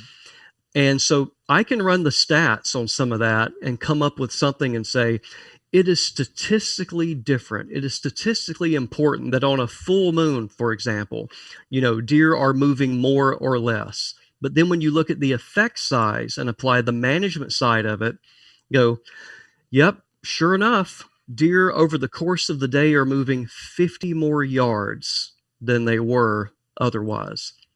Is that going to drive you to get out of bed because over the course of a day, a deer moved 50 more yards than it did the previous? It's not me. Yeah. If they doubled their movement, yeah, it's got to be substantial enough to justify an action for sure. Yeah, exactly. So with Stephen's stuff, and Jeremy, I think you're right. His study may have been 8 minutes. Yeah, I think at that time we were taking 8-minute readings. In this third camp of people that are like, well, I've seen the data, I know what I've seen. What are they saying that they believe despite your findings? I think what's going on there, not to explain all of that, but what can be going on, if you believe something so readily, it is now law in your brain. Well, that's what I'm asking, those. What are they believing? Is it just what I'm saying too? Is like when there's a full moon, they move less during daylight hours. Is that the common belief? Typically, yeah. The other is the position of the moon. So you take it one step further and gravitational pull. When is the moon overhead during the day? Overhead or underfoot. There's all that sort of stuff too. And I haven't gotten into that level of looking at the data, but it doesn't seem like there's any reason to right now. Yeah, why would you? That's my and I am mature enough to if I find something, I am happy to say I'm wrong. Yeah. Because if I can figure out a pattern, a reliable pattern, I'm going to use it and I'm going to share it. Yeah. But Jared, you also end up with, you start excluding the opportunity to see otherwise. If you restrict I'm only going to hunt the rut on this particular day relative to the moon, you only go on those days, and you see some deer, you keep confirming that thought. Yep. Confirmation bias, essentially. And then people, once they start doing that for years and years, and they think it's a pattern, and it's hard to dissuade them. That's their reality. Absolutely. Well, I think it's the interesting thing, like even from a Jeff Sturgis perspective, which most of his movement predictability and when he hunts is based on weather condition, right? Doesn't have anything to do with the moon. It's all weather based, which is where I would lean more towards personally, but even still, like, I don't know if there's any research out there to support, this condition basis during this month in this area is when you need to hunt. Now, I know Jeff has his own calculations, and I'm not saying that they're wrong. Sure. But it's observational data that he's collected to back that up. To my knowledge, is there any research from a university level to do that, Bronson? No, there are some pretty good data sets from the hunting community that especially with trail cameras, right? Trail cameras. Speaking to that confirmation bias, is like at one time it was just guys would go in the field on these days, but now we have cell cameras, solar panels on high movement areas every day of the entire year. We should have a little better data at this point. Yeah. And also observation data. Yeah. People that every time they hunt, they record. They're diligent about that. Are you guys still using your Deer Lab app for that? We are. Yeah, we are. So just give us a little plug in this kind of talk here of that observational data, because I think that's a critical importance side for you guys collecting from the hunting community aspect. Yeah, absolutely. So the name of the app is called Deer Hunt, and the whole purpose of that from a management perspective is to help you interpret your harvest data. And so when a biologist works with you and all we have is looking at body weights and antler sizes and doe weights, and we get a very good picture of what's going on your property. But when you couple that with observation data, how many deer you're seeing, what is fawn recruitment, we get a much better solid picture of the population dynamics. So as someone who used to write this stuff down, put it in a box, and at the end of the season I have 1,000 of these dadgum things in Excel trying to enter them, it's like, we need to come up with an app that collects this in real time. So we developed this little app. It's a very simple. You do it for your property. You can record your stand location, the day, the whole deal. And then in real time, once you get a sufficient number of data, in real time, you can have that answer for you. What's the number of deer I'm seeing? What stands am I seeing more bucks at? What stand am I seeing more mature bucks at? What is my fawn recruitment? All that is collected simply by systematically, while you're hunting, recording the number of deer and their characteristics. And you press enter. The next day you go back, you pull up a report, you can display it spatially, on your property and where you're seeing more deer, and which is really key for these hunt clubs that have multiple people out across, hundreds or thousands of acres. Yeah. You can check into stands, all that sort of stuff like that, where people are at. Now, some people don't want that. That's a problem too. I don't want to know. Well, we have that figured out as well. You can hide it. People know you're hunting, but you're not telling people where you're at. I saw 10 mature bucks down at the old Joker. You better head down there. Yeah. Again, I think that an answer to a lot of that is like to get specific with the deer that you're hunting. Like I'm just thinking back on deer that some deer that I've killed and that we've killed. I don't know if there's been very much thought into, there has been initially, like while we're starting to get eyes on a deer for the first time, but once we start getting some trail camera pictures, once we figure out what he's doing, that's all it comes down to. Here's what he's doing. We're putting a bead on him at that point. Put a bead on him and let's kill him. Yeah, I think it's really interesting. I mean, and again, it's not like to douse people's hopes and dreams of being able to pattern deer and be more successful in the woods. Number one is you can't kill them if you're not out there. Number two is if you put too much pressure on them, you probably surely aren't going to kill them. And number three is there's a whole hell of a lot of luck behind killing big deer at the end of the day. Yeah. Luck and or circumstance. I mean, dude, that's why living at the property that you hunt is a huge advantage. Running trail cameras. I think about a situation last year or 2 years ago, maybe. I got a picture of the resident trailing a doe up past a water hole. And I called my dad and I said, hey, this is not a, hey, the weather's doing this, you should probably think about it. It's a, hey, he's on his buck feet. Just followed a doe up into that bedding area. He's probably going to come back to stand in a bit here. You should get out there. He did. He had an encounter with that buck and almost killed him. It was just a matter of feet, and It's those specific scenarios that I think get mature bucks killed. And the more recent the information, I mean, again, I think old school trail cameras and Bronson pretty much exclusively, we're only using cell cameras anymore. And a lot of that's from location of where we can and can't be, but ultimately at the end of the day, if you go and check a camera or do a card pull and you get information of a buck 8 days ago, and stuff's not relevant anymore, right? That was relevant 8 days ago. It's year to year at that point. It's like maybe next year he'll do something similar. Yeah, and so what we're trying to take in, and people look down upon it, and they're like, "Well, that's just too much. It's taking the fun out." And maybe it is, but like we just love the challenge of an individual buck and the pattern and the chess match with them. And so the more points that we can get on him from an observational standpoint with these trail cameras and cell cameras, and the more recent we have it, we're processing this stuff in real time and then making a strategy. And today's strategy is going to be different than tomorrow's because he's not here now. He's over here and he's with a doe, or he was here just feeding. And within hours. Yeah, it's crazy, man, when you start to look at that. And I think that as a society, the one thing I want to come out of this podcast with is that I know you guys are doing it. And so the more that we can continue to have these conversations and bring to light research that is literally and foundationally, scientifically proven and or disproven in some cases, and communicate that effectively with the community. We're not asking you to just say, hey, douse your hopes and dreams. There's no effect here. But don't bank on it. Don't basically roll the dice and say, man, let me look 2 months from now. Oh, okay, here's when the new moon's going to hit. I'm going to take all my vacation this week because of that new moon. No. Don't do that. Do it on observational data or year-to-year history or what you think is going to be best. There's still going to be factors every year. Kansas and weather has been a huge one for us that just douses our hopes and dreams because it's 80 degrees and the deer aren't going to move. Doesn't matter what the moon's doing. Those deer just aren't moving, period.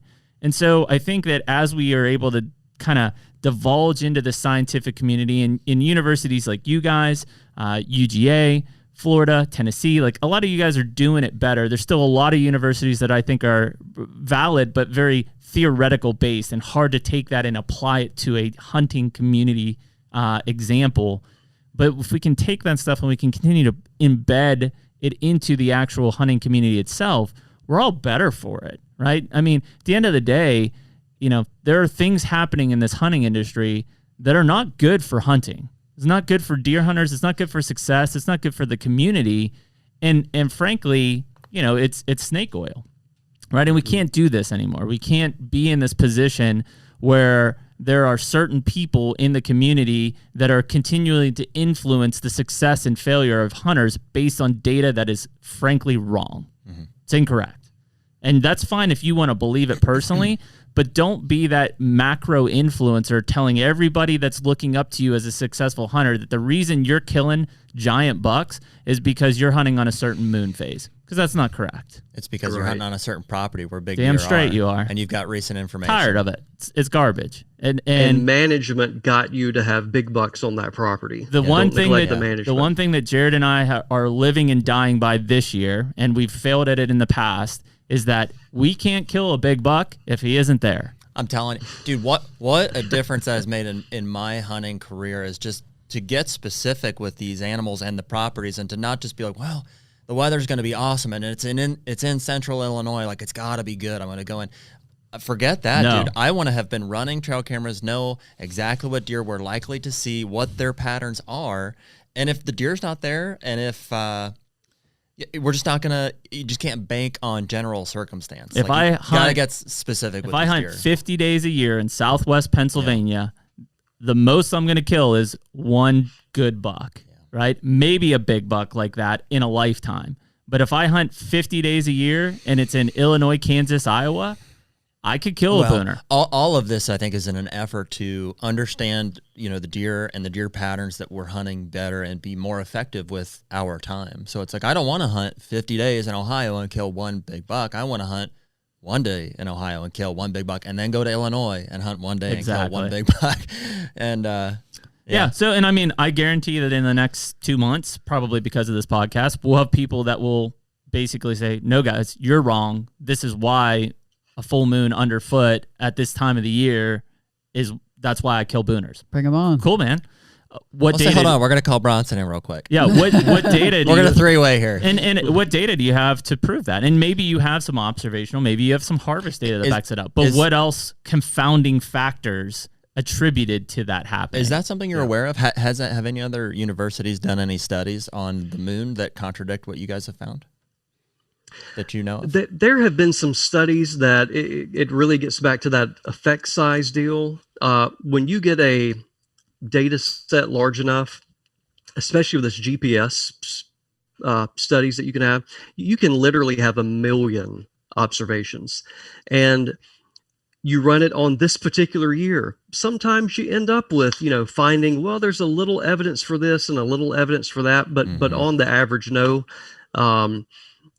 I've read some other studies where they found it looks like there's a little something going on here, but again, it was never enough when I look at it to think that it's going to change my behavior. Yeah. I've never read any of that where I thought I would hunt that day or I would not hunt that day because of anything related to the moon. Never. Cool.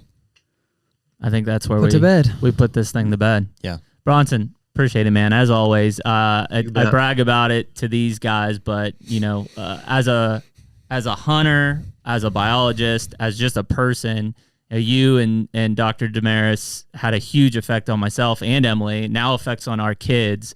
These guys know that you're a wealth of information, but just as a person too, man, it's no inconvenience for me to bug you and ask you questions, or for us to have, conversations directly or indirectly related to anything we even talked about today. I look at you as a role model. When I think back a decade plus ago, when I left Penn State and gambled to go to Mississippi out of my element and not knowing if that's the right decision, there's not a day that goes by that doesn't reiterate that it was, and I'll never regret that in my life. So I appreciate it, man. I appreciate you coming on here and sharing a little bit of knowledge from all research perspective that, what you guys are doing is why I went there. It has an impact on management and hunting that people at any level can apply. And that's a cool thing, man. Well, Jeremy, I speak for myself and Dr. Damaris, Steve, when I say we are so glad you and Emily both took the leap and came here. So we get to sit back and do, talk about products that we produce.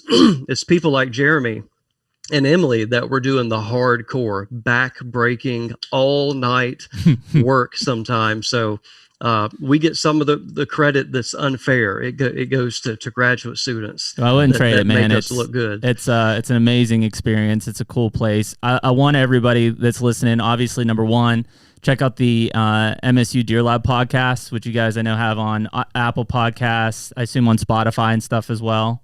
We do. It's called Deer University. There you go. And from anything that we talked about today, but I know that you guys really dive into some of these subjects a lot deeper, and a lot of it is user generated, right? What people are asking for and what they're seeing. So we'll make sure we get a link in the bios and in the descriptions on that to get people over there. Website itself, and then the numerous publications you guys have put out. One in particular, I know if there's any deer managers listen to this, something that my clients from a consulting standpoint have tapped into, and I have too, is you guys did a publication recently on selective harvest. I know it was a big topic of discussion here, antler point restrictions, what bucks to harvest and stuff. Anybody that's interested in that, I think really should go and check out that selective harvest publication that you guys put out. Is that on the website? Or how do we get to that? If you just Google, it's on Amazon. It's called Strategic Harvest System. If you just find that, it's one of those, you can get it as a little ebook for a few bucks, or you can purchase a print copy through Amazon. But yeah, that's available. And speaking of education, Jeremy, one thing we're, along with our podcast, Deer University, we expanded that to several other topic areas as well that we call Natural Resource University Network. And within that, we have Fire University, we have Habitat University, Pond University. So all this ecology, biology, management stuff, if you want to get that into the fire and habitat and aquatics, there's a podcast there as well. educationally, one thing Steve and I are doing, we hope to launch it. I hope to launch it a few months ago, but we're definitely going to do it in a month or so. We are taking, Jeremy, you remember we used to do our seminars. Those used to be 2-day events. Yep. I mean, you got to be a deer nut. 2 days of me and Steve talking about deer biology and management. We are putting that online. So we are recording all of those presentations. I'll announce it on social media and on our podcast of where you can find that. But I think now we're going to have probably close to 15 hours worth of seminar that'll be free for people to watch, download, and listen to. So that's one of our big developments for 2021. And then, Jeremy, I will be seeking your help on our YouTube channel. Yep. We're really trying to go that to be more of a companion with our podcast. So we want to add more video media and things like that. So please visit our MSU Deer Lab YouTube channel, subscribe, all that sort of stuff, so we can build that even more. Awesome, man. Well, again, we appreciate your time. I know it's valuable. Stay cool down there in Mississippi. It's about to be May, so things are heating up down there. It's getting hot. Yeah.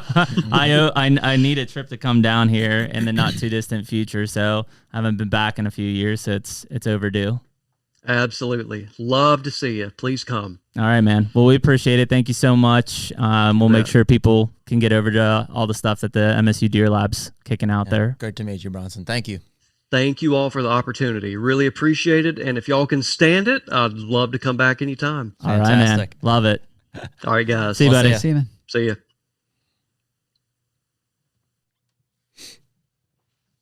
Beauty. Good podcast, man. Dropping some fact bombs. It's cool. I love getting just different people's perspectives. Like, obviously, he's coming from a very different. That's the chair I broke, probably. That's what that was. Yep. Yeah. You know, just all of their findings compared with just even some of the recent conversations we've had with Jeff and with Bill, and like to see the subtle differences and to be able to make our own is like that's. Yeah, and I mean, again, you look at Jeff's viewpoint around what he's doing and what we've got coming from some of these other places. Well, dude, it's exactly what I was saying before we talked to Jeff. It's there's some subjectivity to all of this. Like, you can observe the data, Absolutely. and you can have your own encounters and stuff, gather your own information. But at the end of the day, like, you gotta figure out how to apply it. It's got to be rooted in science. I mean, that's the thing. Is again, whether it's moon rut, moon movement, food plots, fire, it doesn't matter. There's some scientific foundation and backing that really kicks all of that off. And as long as you can run down that trail and utilize it to your own situation, whether it's a small property, specific deer, whatever, it doesn't matter. But don't bank on things that are subjective and or don't have a foundation. And truly, this is something that we're seeing. Just figure them out and keep them to yourself, and you'll be killing bottom a big deer line on your property. Bottom line, can't kill a big buck if he ain't there. That's it, man. That's something that I really am honing in on here is just this. Obviously, I'm grinding it to a pulp basically in this podcast, but to get specific with these whitetail specific, it's crazy. Just the difference you can have as opposed to just applying general hunting methodology. I love hearing the experience side, and that's what you get from a Bill. That's what you get from a Jeff Sturgis.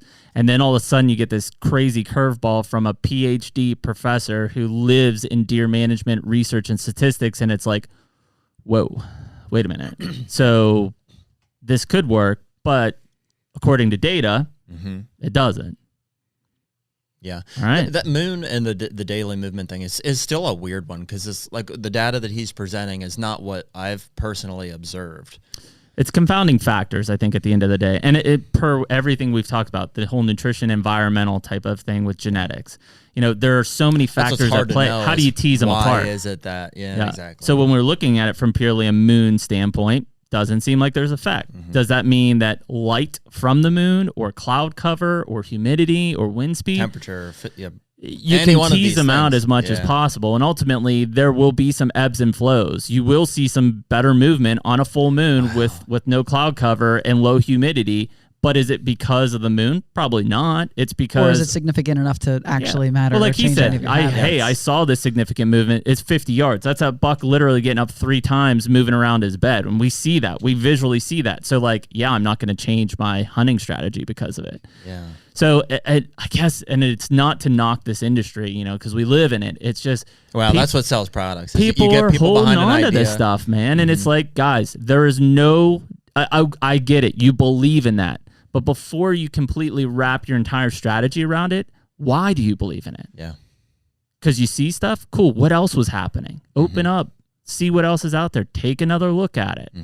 You know, and maybe you become more successful at the end of the day. Can't kill big buck if he ain't there, though. Get specific. Figure out what he's doing. I'll say, too, in that idea, we didn't see that big buck I killed last year. Yeah. Until he came right in. Yep.